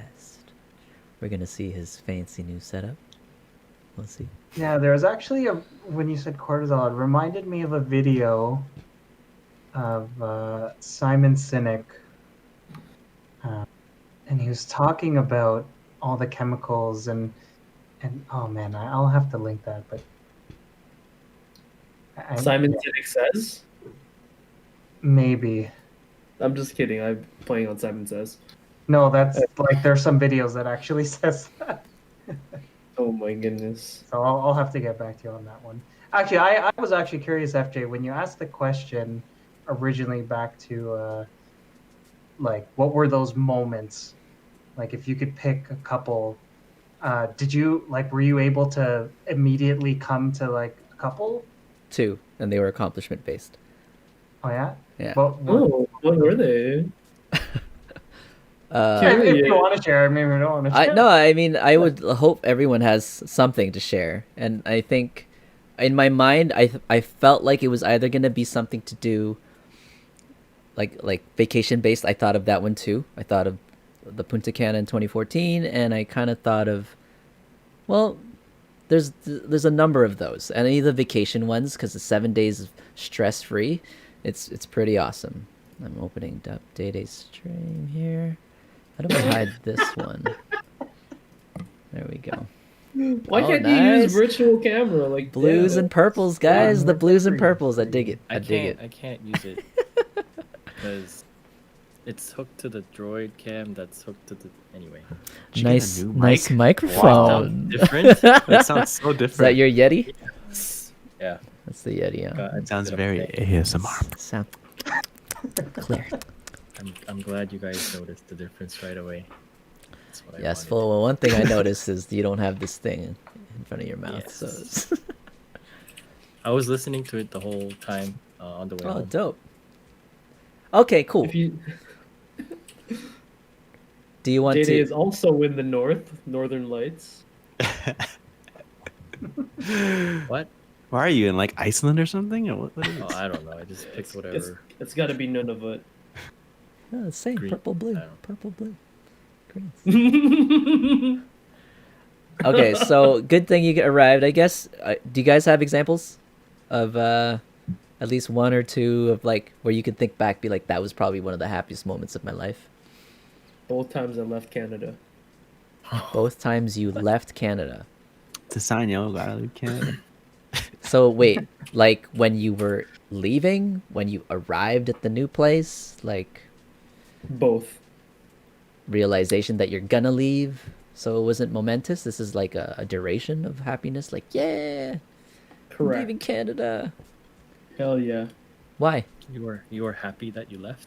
Yeah, the first time was Indonesia. That was fun because my first flight on a plane ever. And then Africa, because I knew I was going there for a few years. Best. It was a good feeling. It was the sense of adventure. Nice. Of what's to come. Mm. It was an accomplishment then. Nope. It's It was like excitement. excitement. Ooh, there's a good one. That's an emotion too, right? Kind of. Yeah, it made me feel good in my pants. Nice. Before going, you're like, Oh, oh yes! Another flight! another accident. Can't wait. Remember that I was 10 on my I was 10 when I left Canada the first time. And that you can look back and be like, that was one of the happiest times of my life. Yeah, I I guess was there really was happy innocence to- involved there too. Like, would you say it's, you know, because of your age, you had less stress to worry about, less things in your control that you had to worry about? So could that have Yep. been You know contributing? what was messed up about that? I looked around me, all like a bunch of my cousins were there, and like Ray, and I don't think Nina was there, but maybe she was. But everyone was crying, but I had like the biggest smile on my face. I'm like, yo, I don't know why y'all crying. I feel bad that I'm leaving, but I cannot wait to get on this plane right now. So Well, sorry to leave you. I mean, they're gonna miss maybe you. kind of miss you. You could be happy I mean, for someone, but you still weren't miss gonna them. leave forever, right? Like you were just. No, we knew it was going to be for a few years, so Oh. it was known that we would come back. Okay. I'll go with one of my moments. I was graduating high school, and it was grad night, like actual graduation ceremonies, and they were giving out awards, and I knew of some awards that were gonna come, and I knew that I had achieved some awards because the teachers told me about them, and then there was this final award that I didn't know about, or I just guess I just overlooked it. And as they were describing the award, I was like, oh, that could actually be me. And it was something I wanted. As soon as they announced it, I'm like, I want that. And I wasn't prepared for it. And my best friend told me too, he told me after, he was looking at my face while they were describing the award, and he saw like my eyes like start to widen up, and my mouth was like starting to grin. I'm like, I think he knows he got it. But in my mind I was like, did I get it? Is it me? Is it me? And then when they announced my name, that was I guess the biggest rush of dopamine I had felt that I can think of, because, you know, obviously you get the eruption of like the ovation from the crowd. All your friends are like cheering you on. You didn't know it was coming, so the surprise, and then of course the sense of accomplishment. I'm like, I'm proud of myself that I did it. So there was a lot of pride. Yeah, it was a huge rush. I think I almost cried of the happiness that I felt. It was that much of a rush of like happy. I'm like, holy crap, overwhelming. Like, so that was one for sure. Easy number one answer for me for the biggest rush of dopamine was that. And I wouldn't say the second one came close, but winning Ouch 2005, where I didn't even think we placed. I was like maybe third, and then when they didn't announce us for third, I was like, it's not us. Better luck next year. And then and then they I thought announced that it. one would be on your list. Yeah, when they announced first place, I was like, I started running around because again, you weren't prepared for it. You're trying to prepare for some sort of like level of complacency, or not complacency, sorry, acceptance that, oh well, we didn't win, it's okay, and then the surprise hit, sudden rush of dopamine again. So those are You won, bitch. those are mine. Anyone else? For me, if there was a dopamine one, a dopamine rush one, and not a state that we were talking about earlier, it would probably be. I think mine would have been high school as well, but I knew mine was coming. It was. I think I talked to you guys about this before. You guys have ever heard of the school letters in high school? Throughout high school, you get points awarded based on your grades, so your academics, and then athletics, so all the sports clubs you're involved in, and then your extracurriculars, so clubs outside, obviously that aren't sports, and you'd get a total based on whatever value they might give them. So if it was like a major sport like basketball or volleyball, it would get like 100. If it was something lesser known or lesser played, like badminton or like track, you might get smaller points. But if you accumulate X amount of points throughout your high school career, you'll get a school letter. So I saw, I think in grade 9, like the grade 12s that would have received that year, and I was like, I want that. And so throughout my high school, like that was my end goal at, well, not end goal, but one of my goals by graduation. Like I want to get one of those. And so when I finally did, I think there was 12 of us that got it in that year. I was like, yeah, like that was a huge dopamine rush, because it's like it's not just one focus that you had to do. It was all three, right? So Yeah. I was super happy about that one. for the But whole it was a school. total moment thing. Like same thing. Like you're like, your name is called. You're walking down. You see like all the other high school kids. You're like, yeah, it's me. Like I got it. I beat you, suckers. You could be a nerd and still get this thing. Yeah, I did. But yeah, I would say if it was a moment, moment happiness, that was definitely one of them. Next. I guess I could go. Mine isn't really like a dopamine rush one. Mine's just like general contentness with where I am, I guess. I guess there's a few. One was New Zealand. I would include Alberta with that. Just like moments where like I said before, like, oh, I'm free. I can do whatever I want. Like, the point in my life, those points in my life, I thought like I could do almost anything. There's unlimited potential. I'm free to do what I want. I can be who I want to be here. You know what I mean? Like, like even now, I'm like, oh, I put in my work. Then after, I can do what I want. If I want to, like, build a computer, I can do it. For me, it's more like freedom and general overall contentness with where I am. Yeah. So those are the things that. Those are some of the moments that I find I am happiest. And usually when I'm in those moments, or like I find that I am happy, those moments I think to myself like, okay, I gotta remember this moment right here. Like even like when I was a kid, I was like, it's a Saturday, and I'm like, okay, this moment's perfect. Or like the first day of summer, I'm like, I'm gonna have to wait next year for the first day of summer, so I gotta remember this moment. Things like that. But that's like all, those are all the things. That's just in my head, talking to myself, But those are the moments I find I was happiest, I guess. The first game you turn on outside of during summer vacation. Hell yeah! And then when it gets close to the end, I'm like, oh, I wish I was there. Dang it! I was like, at least I like savored the moment. Yeah, it's funny. Yeah, that's me. You got one, DayDay?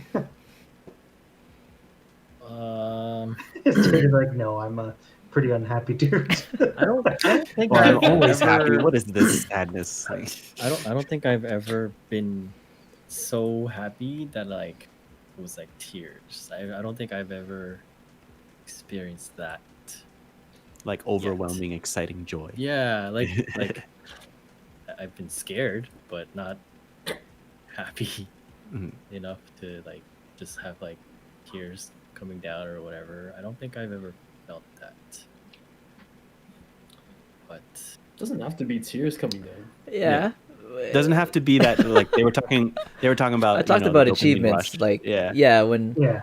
a Yeah, big so- project, maybe something that took a lot of time and effort to achieve, and then you got it. It could be when you got a job, or could be love, emotion based. When you reach a certain point in a relationship or something like that. I don't know. I think one of the times that I was really happy was when I was working at Wonderland with Mike. Hell, Nice. oh man, that was fun. That was really fun. That was so fun. But that's the same kind of feeling that like I felt, Alberta, New Zealand. It's like, we have university degrees, but we want to work here right now. And we're mad. It's my choice. It scare people. Yeah. Yeah. We Yeah, worked that at the was- wrong time. Because what year was that? Oh. 2013, 12, I did 12 or it 13. 12, 13. I think I did it 2009 with Paolo. Oh. No, it was 11. It had to be 11? 11 Oh, or maybe. 12. Because it was before I started like work, like real. Oh, full-time okay, job. yeah. Yeah, I remember going there once and like, I was there's looking some for you, dude man. following me, and he's like, "Hey, you!" And I turn around, Mike's like, "Hey, it's me." Yeah, that was really fun. Like, it didn't even feel like work. You just go and Hell just no. enjoy, and Yeah. then every day, like after work, because me and Mark worked at different phases. So Yeah. like after we were done, we would like tell each other like what happened, if there were any like funny episodes and stuff. Yeah. Yeah. And I still remember to this day. No, this is true. We can't talk about What? All right, not mine. So another. Okay, we are live, so if you can't, Conversation, favorite No, conversation. yeah. can save it for that another was time. inappropriate, man. I'm gonna get canceled. Oh man. Okay, This can't be did on you the ever internet. get punched? Is it that? I Did you mean, ever? huh? Did you ever get punched? Because I Me? got hit once. I got grabbed punched, once. and they picked me up. Yeah. Yeah. So this one dude, like, knocked me with his forearm and then pushed me up against the wall because he thought I was going to attack his girlfriend. Yeah, I got grabbed once because this guy got legit scared and then he grabbed me. I was like, and then like because you have to do the whole like voice thing too. And then when I got grabbed, I was like, dude, let go. I was like, I'm a person. Like, So this other time, I chased this person like through our maze. Like it was a bunch of kids, and then I focused on this one kid, and I chased him into one of my other friends. He didn't see him, and then the kid fainted. Oof. Oof. that's still not as bad as what Mike did. Oh Don't man. worry, we'll have to ask him. I'm after. very Right intrigued now. about what Mike did now. Yeah, that was really fun.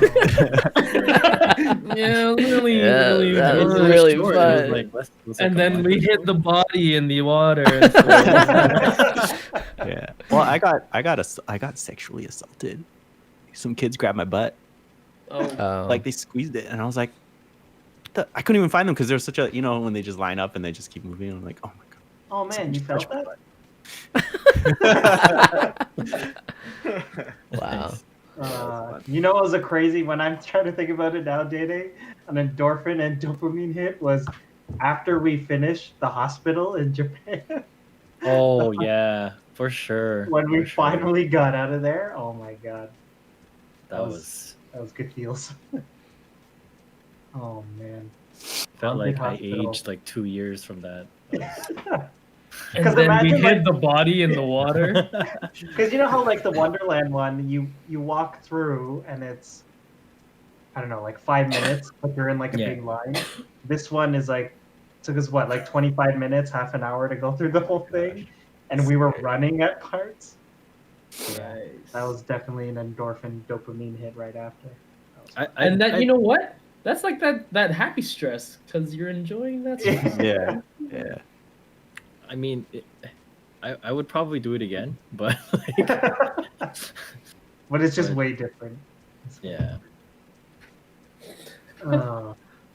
that and I think when I made the team in 2006, that was a big one. Oh, That I accomplishment. did feel good about that Yeah. too. Accomplishment. Because I didn't think, I don't know if you guys remember, but I didn't think I would, like, I was one of the last ones. If you, yeah. Well, I remember because I was the last one of the last ones. Yeah, it was me and this other guy. I don't remember his name, but yeah. Sorry, you want other to be guy. part of it. Right here. It doesn't matter. It doesn't matter. That guy Because watched it the was- video, he was like, "That was me." it was three people left. It was me, Nick, and that other guy. And then Nick made it, so it was between me and this other guy. And I like just I was like I gave up. I was like whatever, you know, I'll try again next year. And then I made it, and I was like, that was Yeah, a, that's a good one because I did feel super happy about that. and sometimes like- I sorry, I just No, you go, sometimes you go. I think about like if that like if I didn't happen to make it, then I feel like I would be here, you know? Like Mm. I would probably just like not try No, again, you know? serious. That's exactly what I was gonna say. Like, Yeah. because you guys knew each other at least for that term before, because Mhm, like you Mhm. were hip hop that winter, mhm. 06. That was my first hip hop term. So to go in and Yeah. I had just met Warren, like at Filipino Club a couple of weeks. I knew FJ because I bought a hat from during the Club's day? the club's week. Yeah, Yeah. yeah. But like, yeah, when I made it, I was like, oh my gosh, this is my in into the UW hip hop club. It's funny. That was another one. And then I think 2009, that was one too.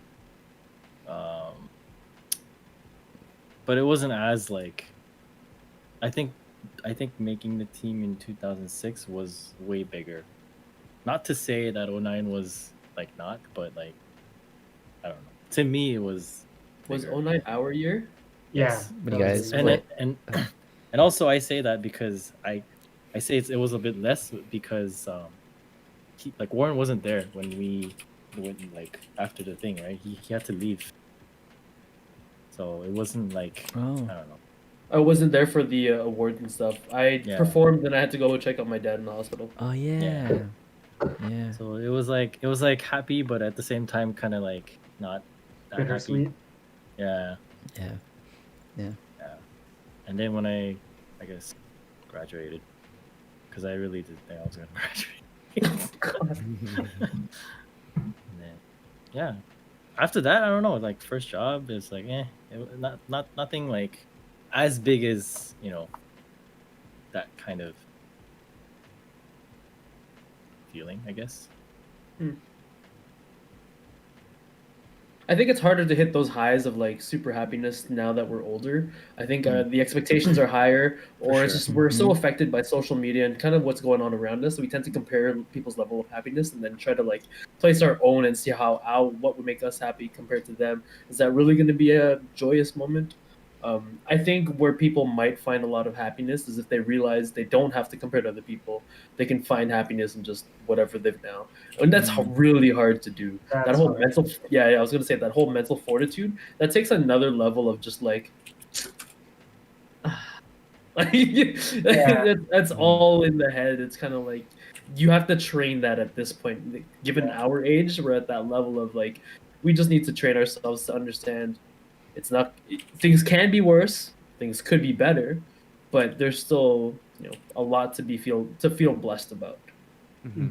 Yeah, I would definitely agree. Like I think that's a level of like a mix of maturity and development. Like those are choices that you have to learn.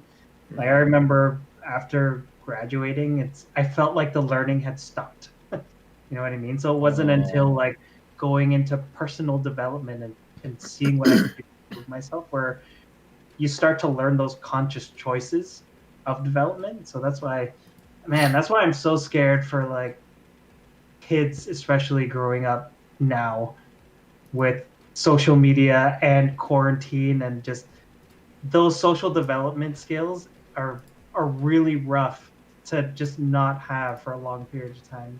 These kids are fun.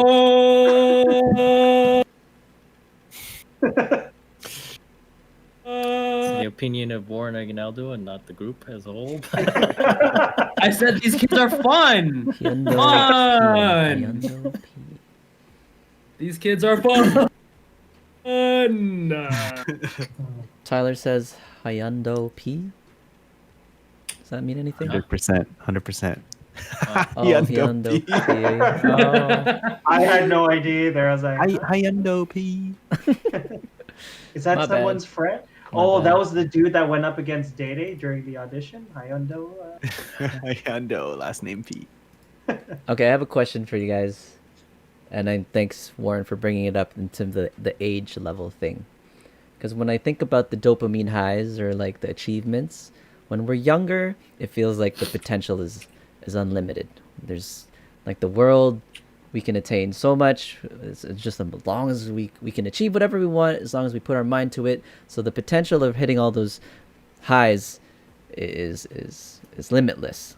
But as we get older, I think reality sets in and we start to evaluate what we're capable of or what we can achieve, whether it be in our wealth status, social status, or career, where we are in our career. But like, let's say when we were younger, it's like we had more energy physically, or like we can achieve a certain physical achievement. Like let's say if you're a runner, you want to get a certain time, or if tennis, you want to win a certain tournament, or dance competition, you want to win something. So there's a bunch of these opportunities. But then we get older, our bodies slow down, our bodies age. Where do you think, I can still see it wealth wise, people still are able to hit certain dopamine highs if they achieve a certain level of wealth, or if they win something. If you win the lottery, that's super high. Or I even like when I think a high dopamine hit could be when people get married, like at their wedding day. It's like this thing that they've been waiting for, or maybe many years culminating to this point where you finally get married. I see myself feeling that rush on when I get married, I'm probably going to get that. But I've noticed, with older people, that they no longer start to get that dopamine high with self-achievement, personal achievement, but they start to see it, let's say if we have kids. And then you ask them what makes you happy. It's like, it kind of stems from what Warren was saying earlier, is like helping others. But now it's like this extra thing of it's your kids. And like you get happiness. I don't know if it's necessarily living vicariously through your kids, but it's like seeing your kids succeed makes parents happy. Now, is that like, I'm not saying everyone has to get married and have kids in order to be happy at an older age, but like, do you see potential challenges later on in life because of the limitations of getting older to reach happiness, like achieve certain levels of happiness the older you get? Dopamine highs. The only limitations a person is going to have is going to be set upon themselves as they see it as a limitation. Obviously, you'll have people that come into situations where I don't know, if you get older, knees start to give out, but even then, it's up to that person to find happiness in other means and other forms. It doesn't have to be because, like in that situation, like specifically, okay, my knees are crap. I can't be the runner that I always wanted to be. But it's going to come down to whether or not they're going to accept it, and then just be like, okay, realistically, I can't run, but I can still be happy. I can find happiness in other ways. Pick up rowing, I think any limitations that someone's going to have when they're older is, for the most part, going to be set upon themselves as they see it as a limitation. It doesn't have to be a limitation. They could find happiness in other means. Like you said, having kids, watching your grandkids or nieces and nephews succeed. Well, what you mentioned there is like, okay, knees, so you can row. But then again, that's a physical thing. But let's say, okay, not even physical. You switch it to something artistic or something creative. But I mean, yeah, okay, yeah, we might not be seeing exactly level here in terms of what I see. My energy level, even creativity, maybe my understanding of technology at that time when I'm older, or being able to express myself in a certain way by that time I'm that age. I feel like I'm just not gonna have the same level of like inspiration and motivation that I have now because I'm young, still young. You know, I'm not saying that it's gonna happen anytime soon. Look at The Rock. He's like what? He's like, isn't he like almost 50? Is he 50? No Anyways, idea. Something like that. but I mean, that everything dude, you're saying that doesn't dude is mean you still can't be like happy. full speed. No, I'm not saying that he can't be happy. Oh. Mm. You can definitely still be happy, but it's a different form of like contentment and like peace and like pride in your offspring, pride in your grandchildren, seeing them succeed. But I mean, the personal dopamine highs is less frequent when you get older. Like, you know, if you already have a family, you have a husband or a wife or whatever like that, then it's like, you know, and even achievements or like being able to be evaluated by a large group of people or whatever like that, and being awarded something, those opportunities grow far less the older you get. And I'm just trying to think of like situations where, you know, someone might be watching, anyone who might listen to this later, and they're like, you know, I'm getting older, it's harder for me to find happiness. Maybe they're alone, maybe they can't find someone, maybe they don't have a lot of friends, maybe they're isolated, especially because of COVID now. So it's like, what tips can we give to those individuals who might be looking for personal dopamine highs of level of achievement, or like highs, the highs in the roller coaster, finding highs, but like where how are they going to be able to find Maybe that? sometimes if you can't find happiness, we can make happiness. A little bit of Bob Ross in your life, you can just paint it. I was gonna say find a new hobby. Yeah, I think it would be if it's a personal thing, I Yeah. think it would definitely be experience related. I think because as you get older, you've gone through so many experiences that you start to, you know, branch out less. Like there's, you know, Yeah, you've already done school, you've you already get gotten the job, set you've already in done a the certain, things. Yeah. yeah. Like for me, when I started climbing, like I, you know, I'm older already. Like I only started, you know, a year ago, like a year and a half ago, but developing and, you know, getting better and training myself, like I didn't feel at like my best physical form until after I started climbing. And I think I think it's just choosing experience things. If not, then, you know, for not everyone who, you know, has a family or might not want a family and have offspring, but there's so many different ways to impart knowledge onto someone else, like tutoring, or, you know, I was doing the Big Mentorships Brother and stuff. program. Yeah, that the mentorship thing, like those are still very great ways to be able to. I think it's like a human, um, not will, but like I think it's built into our genetic code to want to be able to impart on another human being, whether it's your, you know, your own offspring or someone else. I think you just have to find a way to do that. You know, it's probably not easy, or it may not be easy, especially now during quarantine. But I think if you really wanted to find happiness in those different ways, it'd either, yeah, like pick a new hobby, you know, put yourself in experiences you haven't done to feel that sense of accomplishment, or find ways to give back. I was gonna add, if I think people who do feel like they don't really get, you know, that much dopamine, or they feel like they've uh, pretty much done everything or whatnot, I think it's I think that's because also um, you kind of feel like you're stuck, like you're not moving forward towards something else. You know, that's why when you have kids, it's like a new beginning, like it's a new experience that you've never had in your entire life, right? So most people tend to focus on that and say, oh, like, yeah, you know, like this is hard, but like seeing the kids like laugh and like whatever, it's all worth it.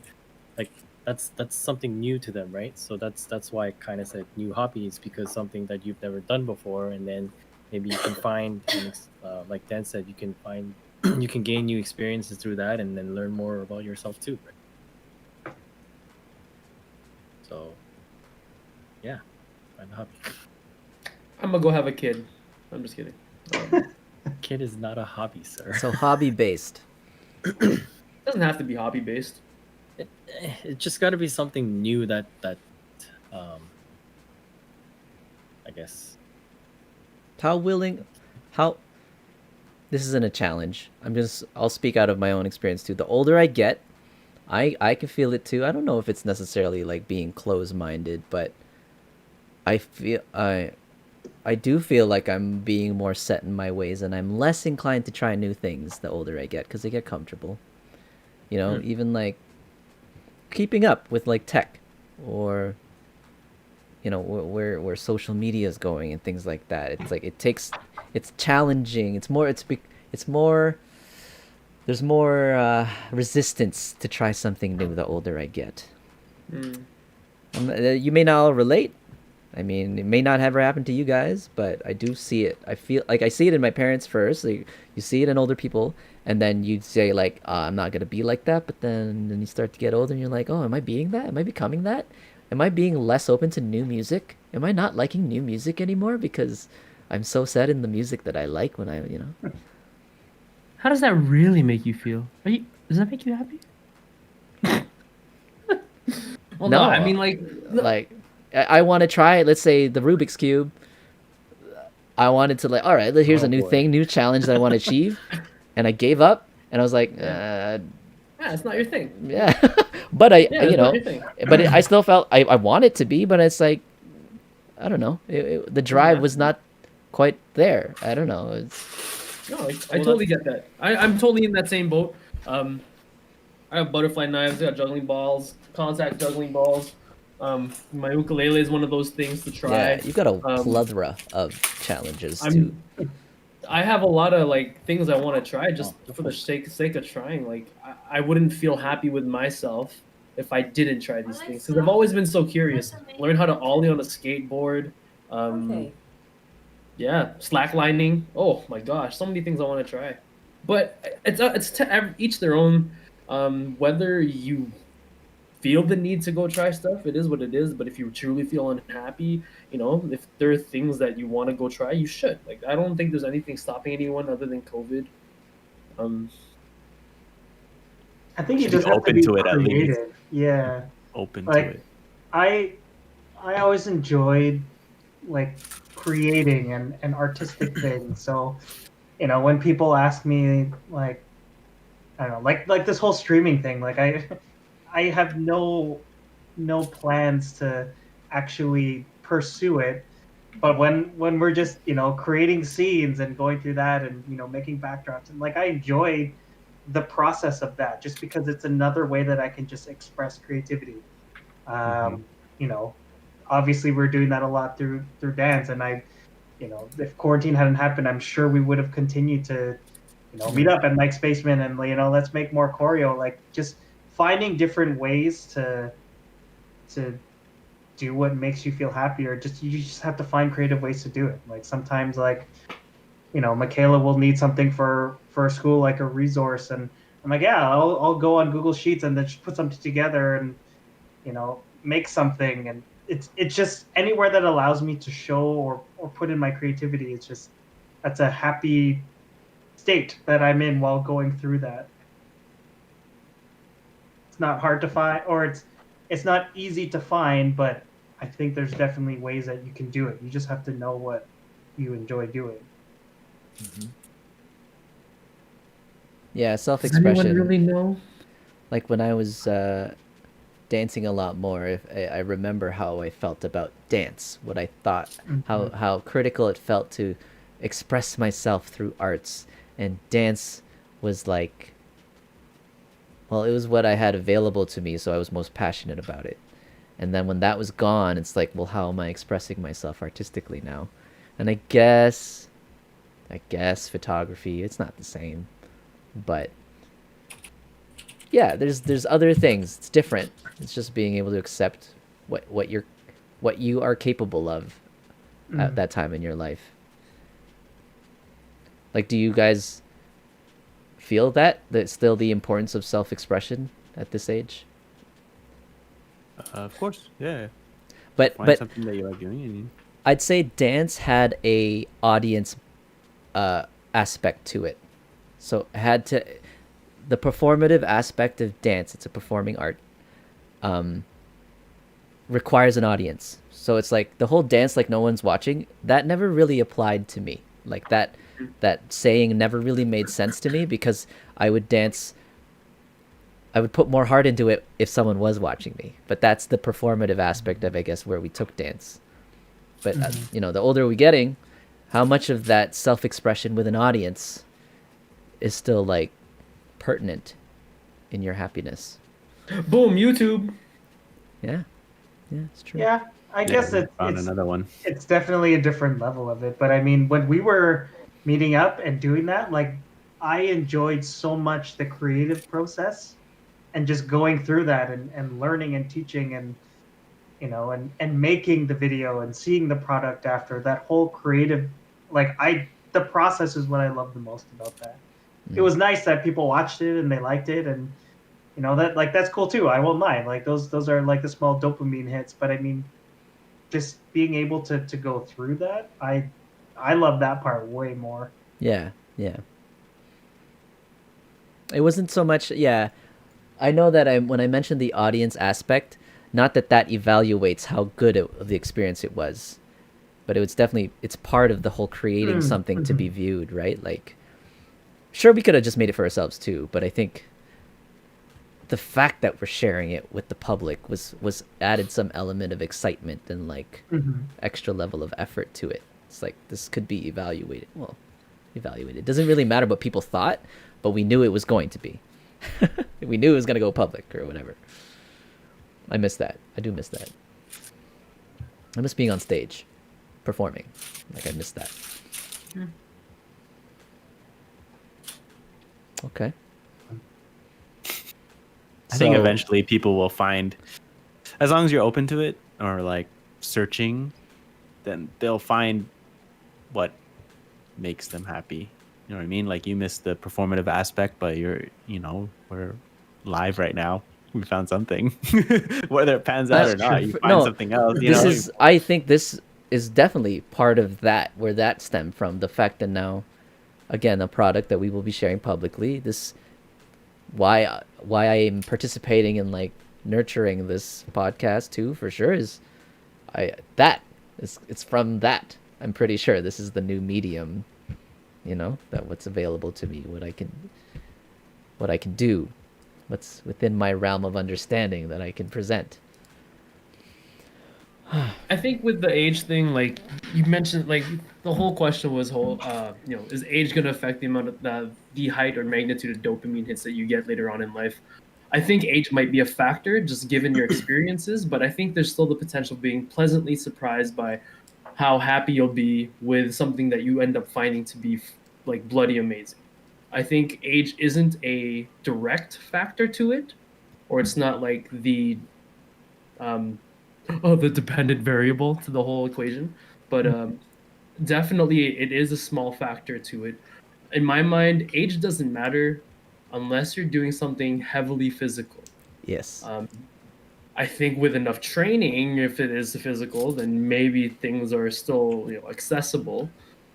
But I think you can still be pleasantly surprised with achieving something new by trying something new.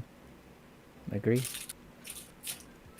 Well, how about like with your photography, FJ? Like, do you usually only do like people, or like do you ever do like landscapes or stuff like that? Like I don't know. Like, do you enjoy like the editing process? Is that something you would do for like landscape photography? And then like, do you enjoy like going out and just randomly taking pictures? Yeah, I do that. I try to. I find, well, when I have more time, I go out, and even if I don't take a nicer camera, I like shooting with my phone, walking down Toronto, or when we go hiking, or the camping aspect, finding a scene that I like and composing it the way I want and knowing how it's going to look after I edit. But because my job has become that, so you know, it's the challenge is now that because the artistic expression has become something that I should be paid for, that's something that has monetary value. I'm less inclined to do it without monetary compensation because it's Right. like, then it's, you know what I mean? feel like Self-expression's still there, but sorry. It'll feel like work. No, it doesn't feel like work when I'm doing it for fun, but it's like when I'm doing it for myself, it's definitely for myself, and that's when you see posts. It hasn't been happening as much lately, and maybe it's weather dependent or whatever like that, or timing with COVID and all that. Like we can't go out and do things and take photos. I'll try still to go out on my own sometimes, but it's too cold. But yeah, like there was a time when I was a lot busier working where I wouldn't pick up a camera unless I was going to get paid for it, because it's like I spend so much time working while I'm using this camera. I don't want to spend my free time with the camera. It's like I wanted escape from it. It was too much. The balance wasn't there. If you're working a lot, you're making a lot of money, so it's like, okay, well, that's enough camera time. I don't want more camera time on my off time. So that was the difficulty, I guess, or the challenge. Have you ever looked into, I don't know, like places where you can display your photography, like not the things that you do work for, but the things that you do personally? Because usually when I look at your like posts and your sites, I usually only see like your wedding footage or the the headshots and stuff like that. I don't think I've seen too many of your other stuff. Yeah, people have mentioned that too. Is like I'm shooting cities that I go visit, or I'm shooting whatever event that I just wanted to go to for fun, and they're like, "Why don't you post that stuff for sale or something?" Or like on a professional website. I'm starting to put more travel stuff on my website, but like, I don't know. I feel like I like that it was just for me. Like Instagram, it goes on my Instagram, and it's like I know it's not making me anything there, but generally what goes on my Instagram is for me to be, again, with an audience involved, someone who's going to view it. It's like there's that level of effort that it needs to reach a standard of quality before it can be seen and posted in public, and it's for me. I don't need to get paid for it. Yeah, I don't know. I tried one of the apps where you can post work and get people can buy it and whatever, like stock photos. But I don't know. It's like if I'm not really into it in that manner, profitable. I don't want to make that creative side of photography that I like for self-expression to also become work related, where it's another stream of income. Once you make something a stream of income, my mindset changes on it. It's like YouTube. Before YouTube, I could monetize YouTube. It was purely sharing. It was like, I would post a dance class, and it's like I loved the reception. I wasn't like responding to people's comments. I wasn't present. I just put it there because I wanted to share it. And then as soon as I knew that YouTube could be monetized, and I started, making some stream of income on YouTube, then it became a business. Then it's like it took away that personal level of it. And I don't want to do that with I do normally do that with almost everything. Like I always try to figure out what am I good at and how can I make it profitable. Like I try to make so many streams of whatever I could do, but I don't want everything to be like that, because then it's too much. That's how I feel about tennis and coaching. Oh, last year towards the end, I'm like, oh no, I'm slowly turning this passion into a job. It's less and less fun coaching. It's still fun to coach, and I think blessing in disguise that I'm not doing any tennis stuff through the winter. It's giving me time to do those stupid things like learn how to juggle, play with my butterfly knife, and figure out other things like cardistry. Oh yeah, I'm definitely gonna pick that up. I think it's So very then Sorry, go ahead. No, you go. Just to make a point I think it's so admirable that Warren continues to put a considerable amount of time tutoring as volunteer, or even like to put that towards again another holistic, buying food for food drives, or like I know in my mind I would not. I would think about it monetarily of like how much I value, not value, but yeah, the monetary value of my time, because my work is photography wise, I charge by time. So it's like that's ingrained in my head of how much my time is worth. So if I'm putting it towards something that has a client or kind of customer base, it's like to make that free. In my mind, it's difficult for me. That's why I really admire you, Warren, for sticking to that. It's awesome. Like I would always have to feel like, okay, no, like I need more money. So it's like you'd have to charge for that. It's like this is The amount of money out of this, oh, it's nuts. Like some tutors, $100 an hour. Are you real? That's crazy. dude, I I know. did like 16 hours this weekend. What the hell? dude, I know. We don't charge $100, by the way. Anyone watching 3G education? No, Shameless 3G. plug. 3GM. Yo, do it. Just check the link. Check the link in the description. Yo, free tutoring. Yo, I'll put your Yo, plug. I'll put from your your link. man. I'll put your link in the description, dude. So definitely though, definitely 3G. 3G. The first sponsor is Warren. It costs you $3.99. This podcast has been brought to you by 3geducation.ca. Honestly, man, yeah, plug it for sure.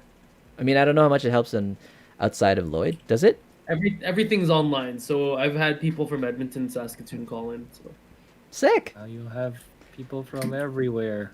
From Hello, Seattle, world. Toronto. Only limited spots though. Yeah, he's in hot commodity right now. So book your times in advance. Book your slots. I'll be right back. I gotta go watch it. It's gonna turn into those brilliant ads. Oh, you're gonna be right back. What I was gonna ask, well, I guess Warren and FJ, but would you say there was a trade-off between a passion becoming a job or a hobby becoming a job or earning income with happiness? Because you have two examples. You have tennis, where obviously you transitioned into teaching it, and then you have tutoring, which is just you could receive income, but it's just purely you're just doing it out of the goodness of your heart.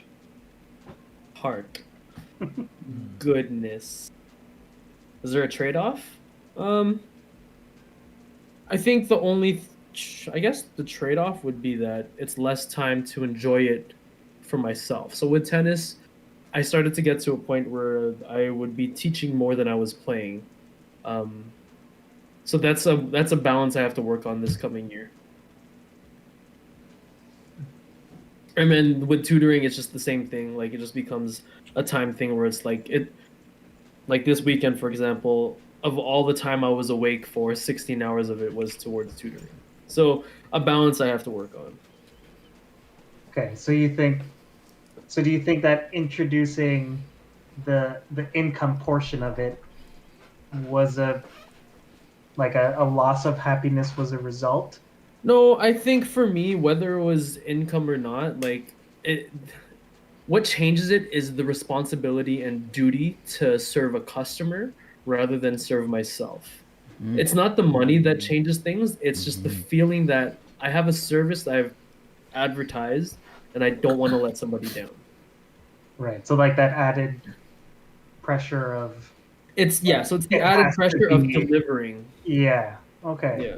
It's not like I lose anything towards a passion, because I'd love to share my passions with other people, like with math and science, helping somebody grow in their school and helping somebody learn something. Definitely cool. Same with tennis. Like I know enough about tennis to instill that passion to somebody else.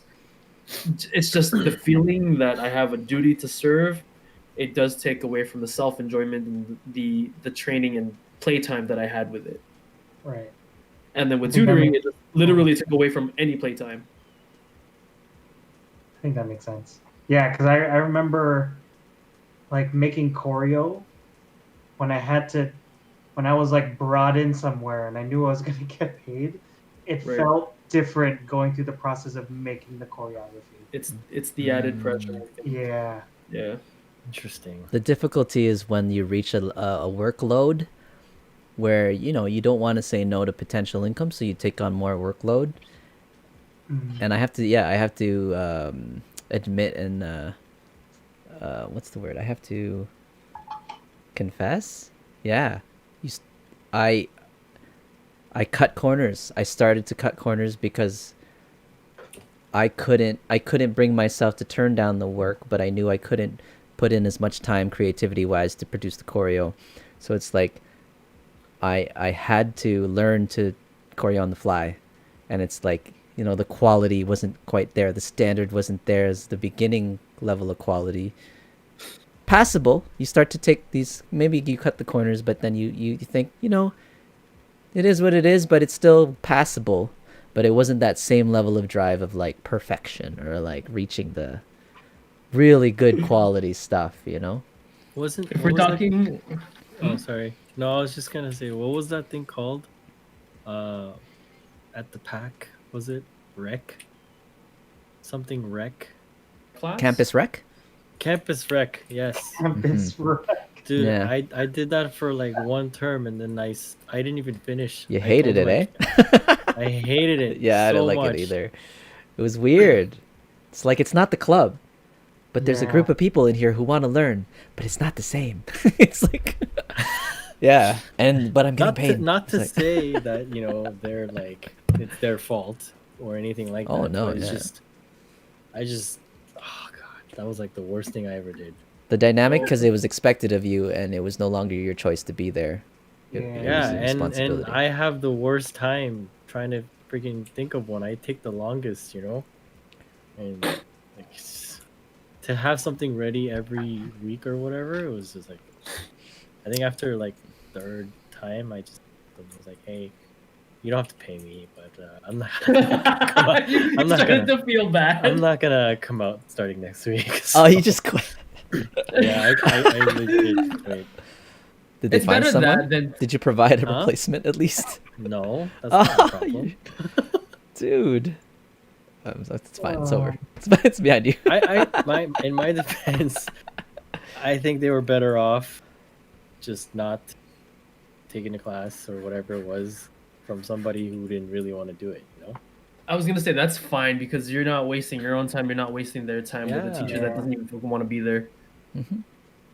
If we're talking dance, And- like teaching dance at the studio, you just recycle. Oh, cake. No, like you start to feel bad because like you're doing it like half-assed, but then they're Yeah. like they They're try so so into it. hard. They're and it's struggling. like, Yeah. Hey guys, yeah.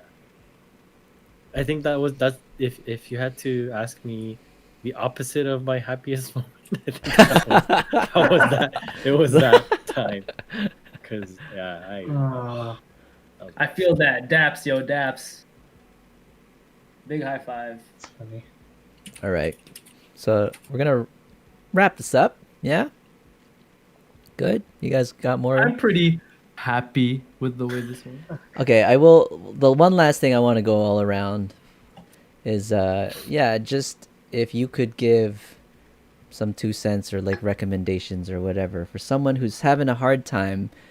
They're not feeling happy right now because of whatever, isolation, COVID, loss, or maybe they're not employed, or maybe they are employed and they feel like they're stuck in some loop right now.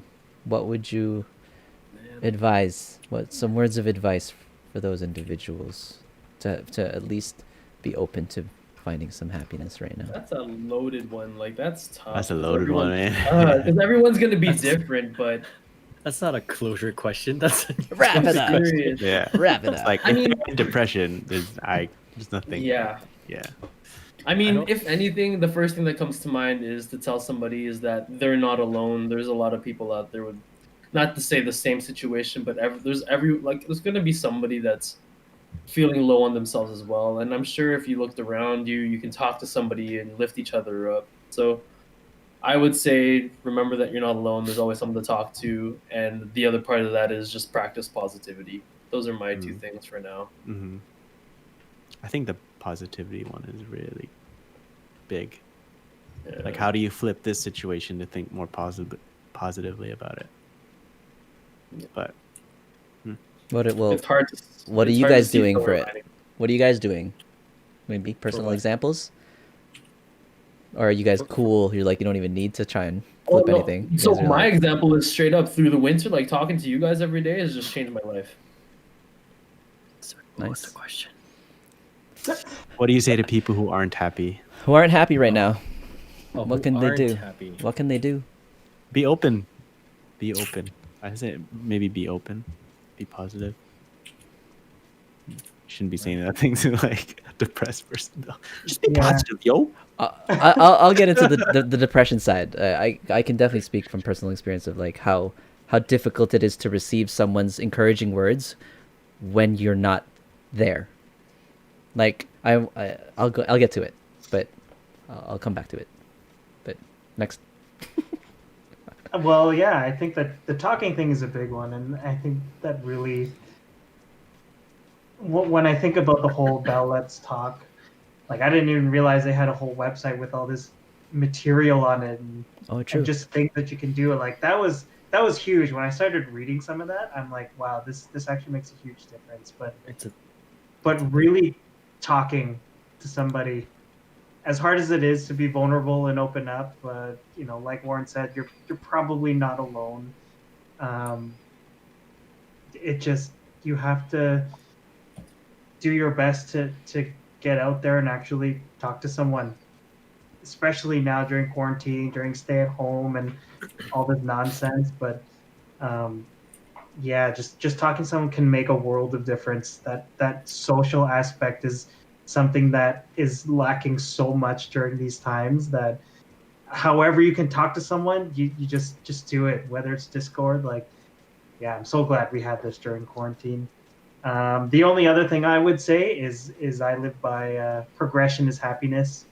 Like, find something that you want to do and just view that every step that you take closer to it, whether it's like, you know, you want to run a marathon and you ran 100 extra meters the next time you did it, that's still progression. That's still something you should be happy about. And if you can see those small wins and be proud of that, then eventually you'll get there because you know that there's progression. Nope, wrong. I'm just kidding. Thanks, man. You know, I told you before. No, that I like. No, I'm just kidding. I It's I really do like fun. that. I'll I put do like that that. Bell Let's Talk link in the description as well, guys. Yeah. No, the small things are the big things. I do like that. DayDay? Just be I don't positive, know. yo. I can't really say much, but like try to not keep thinking about something that's making you unhappy, I guess, you know, and try to keep the focus on something that like gets your mind off of whatever it is that you're thinking about that's impacting negatively to you.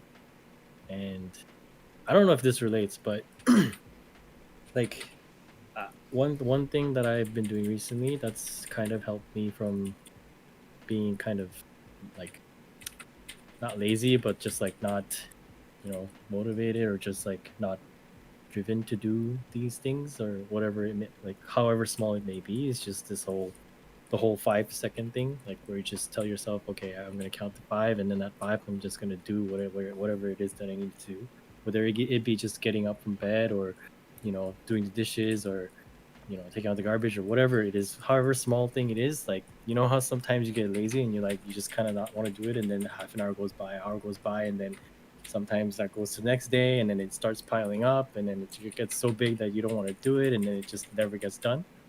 Something like that. I think that also has an impact on your like impact on you negatively. So just tell yourself count to 5, and then on 5 you just do it. Like, it's not that you have a choice, you have to do it. And then it just, that's helped me a lot, like recently.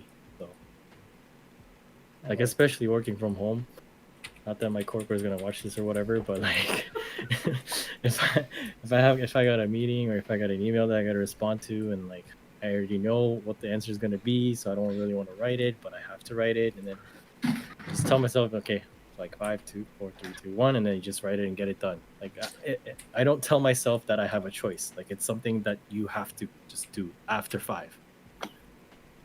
So I I don't know if that I gotta helps. fire another guy. 5, 4, 3, 2, 1. No, Kidding. it's not. No, But I like that 5-second rule. Small things. It's definitely helped. I can. For me, I can tell the difference.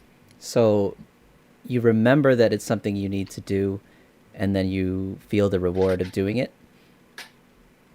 Not even the reward. It's just you got it done, and then that's it. You just move on to the next thing. There's no, it's not so much that you got it done, but like, I guess If it was you're not. weight, That's you've not. taken that That's weight not in off. your head anymore. It's done. Like it's out of your mind, right? I think that's a big One thing less that thing off helps. your shoulders. Yeah. Yeah, exactly. Yeah. Exactly. What I'd like to say again, I forgot to mention too. Yeah, Dan, you said the third Monday of the year is what's it called? Like sad Monday or I think it was something? Blue Monday? like the saddest day of the year. The saddest day of the year apparently is the third Monday of January. What? It's probably Really? the coldest day too, right? It's like I think because it's cold, it's after Christmas. It's usually when bills come in Bills, yes, or that's that it too. Christmas Yeah, yeah, time. yeah. Yeah. Nice. True. I don't know if a lot of you guys felt it that this time. I don't think I did, as at least that Monday. But I'd say this week something was difficult for me this week. I just felt unsettled all week. The running yesterday was the first time I actually I was forced to bring myself away from everything that I had to do, and because I was away from it, all I had to do was run. So it doesn't have to be running, but I just I played relaxing music, and I was away from everything that I needed to do, and that was actually a lot better than I never planned on it being mentally rewarding, but it was. I had difficulty getting up today. Like I've had those times where I'm in bed. I don't necessarily have immediate drive to get up these days because I don't have a lot of work, self-employed, whatever. I'm getting used to again this vampire backwards timing. So my advice is, if you find yourself there on a low, you're on a low. You probably experienced some high from the holidays, whatever it is, and now you are in your low and you're getting into your low. Don't beat yourself up. Understand that it's a low, and if you need time, to feel like you need to not do something, then take the time. Don't force yourself to break out of something that you need kind of some downtime. Some people, I was going to bring up that example where someone, depression, it's taken me some time to understand what depression was too. And I didn't realize just how many people in my life I've come across who had it. And I was that, stay positive. You can turn this around. There's always some silver lining. There's a way to turn brightness into some kind of negativity or darkness. Yeah, the timing of that piece of advice may not be received well, and you might get it from someone who means well, but if you're not ready to receive it, it's not their fault and it's not your fault. Don't beat yourself up that you're not able to take that advice and make something positive out of yourself at that very moment. And also, don't take it out on them. It's empathy goes both ways. You have to understand where they're coming from too and trying to help you. And you might not be able to relate, but they mean well, and they also hopefully they'll practice empathy on the other side too, understand where depression might be. But it's just giving yourself the time and forgiving yourself. Forgive yourself. Don't be hard on yourself when you're feeling weak and low, because that's the hardest time. Like, the first person who needs to forgive you is you, and then that choice becomes a little easier once you feel rested, and hopefully you can turn it around at a time where you have a better mental energy and all that stuff. I hope I said that or articulated that good, because I'm going through it right now too. I'm in a low again. There was a low during holidays, a little bit of an up near the end of the holiday break because we were all online playing lots, and we're all on Discord lots. And then now it's like the new year expectations of okay, back to work, figure out how to make more money or some money or any money, and or yeah, if you're alone, it's tough. So don't be so hard Kinda on like- yourself. I was gonna say, kind of like Dan said, don't. I would take the small wins when you can get them, because that just instantly small wins just make a big difference to your mood and kind of make you feel a little more. Whoop, that dopamine hit with every small win, even if it's a small hit of dopamine. Yeah. Or, here's a good tip: catch us next time on the next BrackCast on episode. Yeah, if you want to know the number one answer to being happy, tune in next week at 10:30 p.m. This Thursday. is the secret to happiness, eternal happiness. But I won't tell you until Till next week. I couldn't say it with a straight face. Oh, Cool. but, yeah. All in all, I think this was good, and if just talk.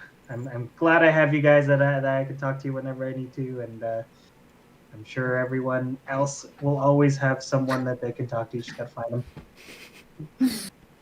Dang it, wrong.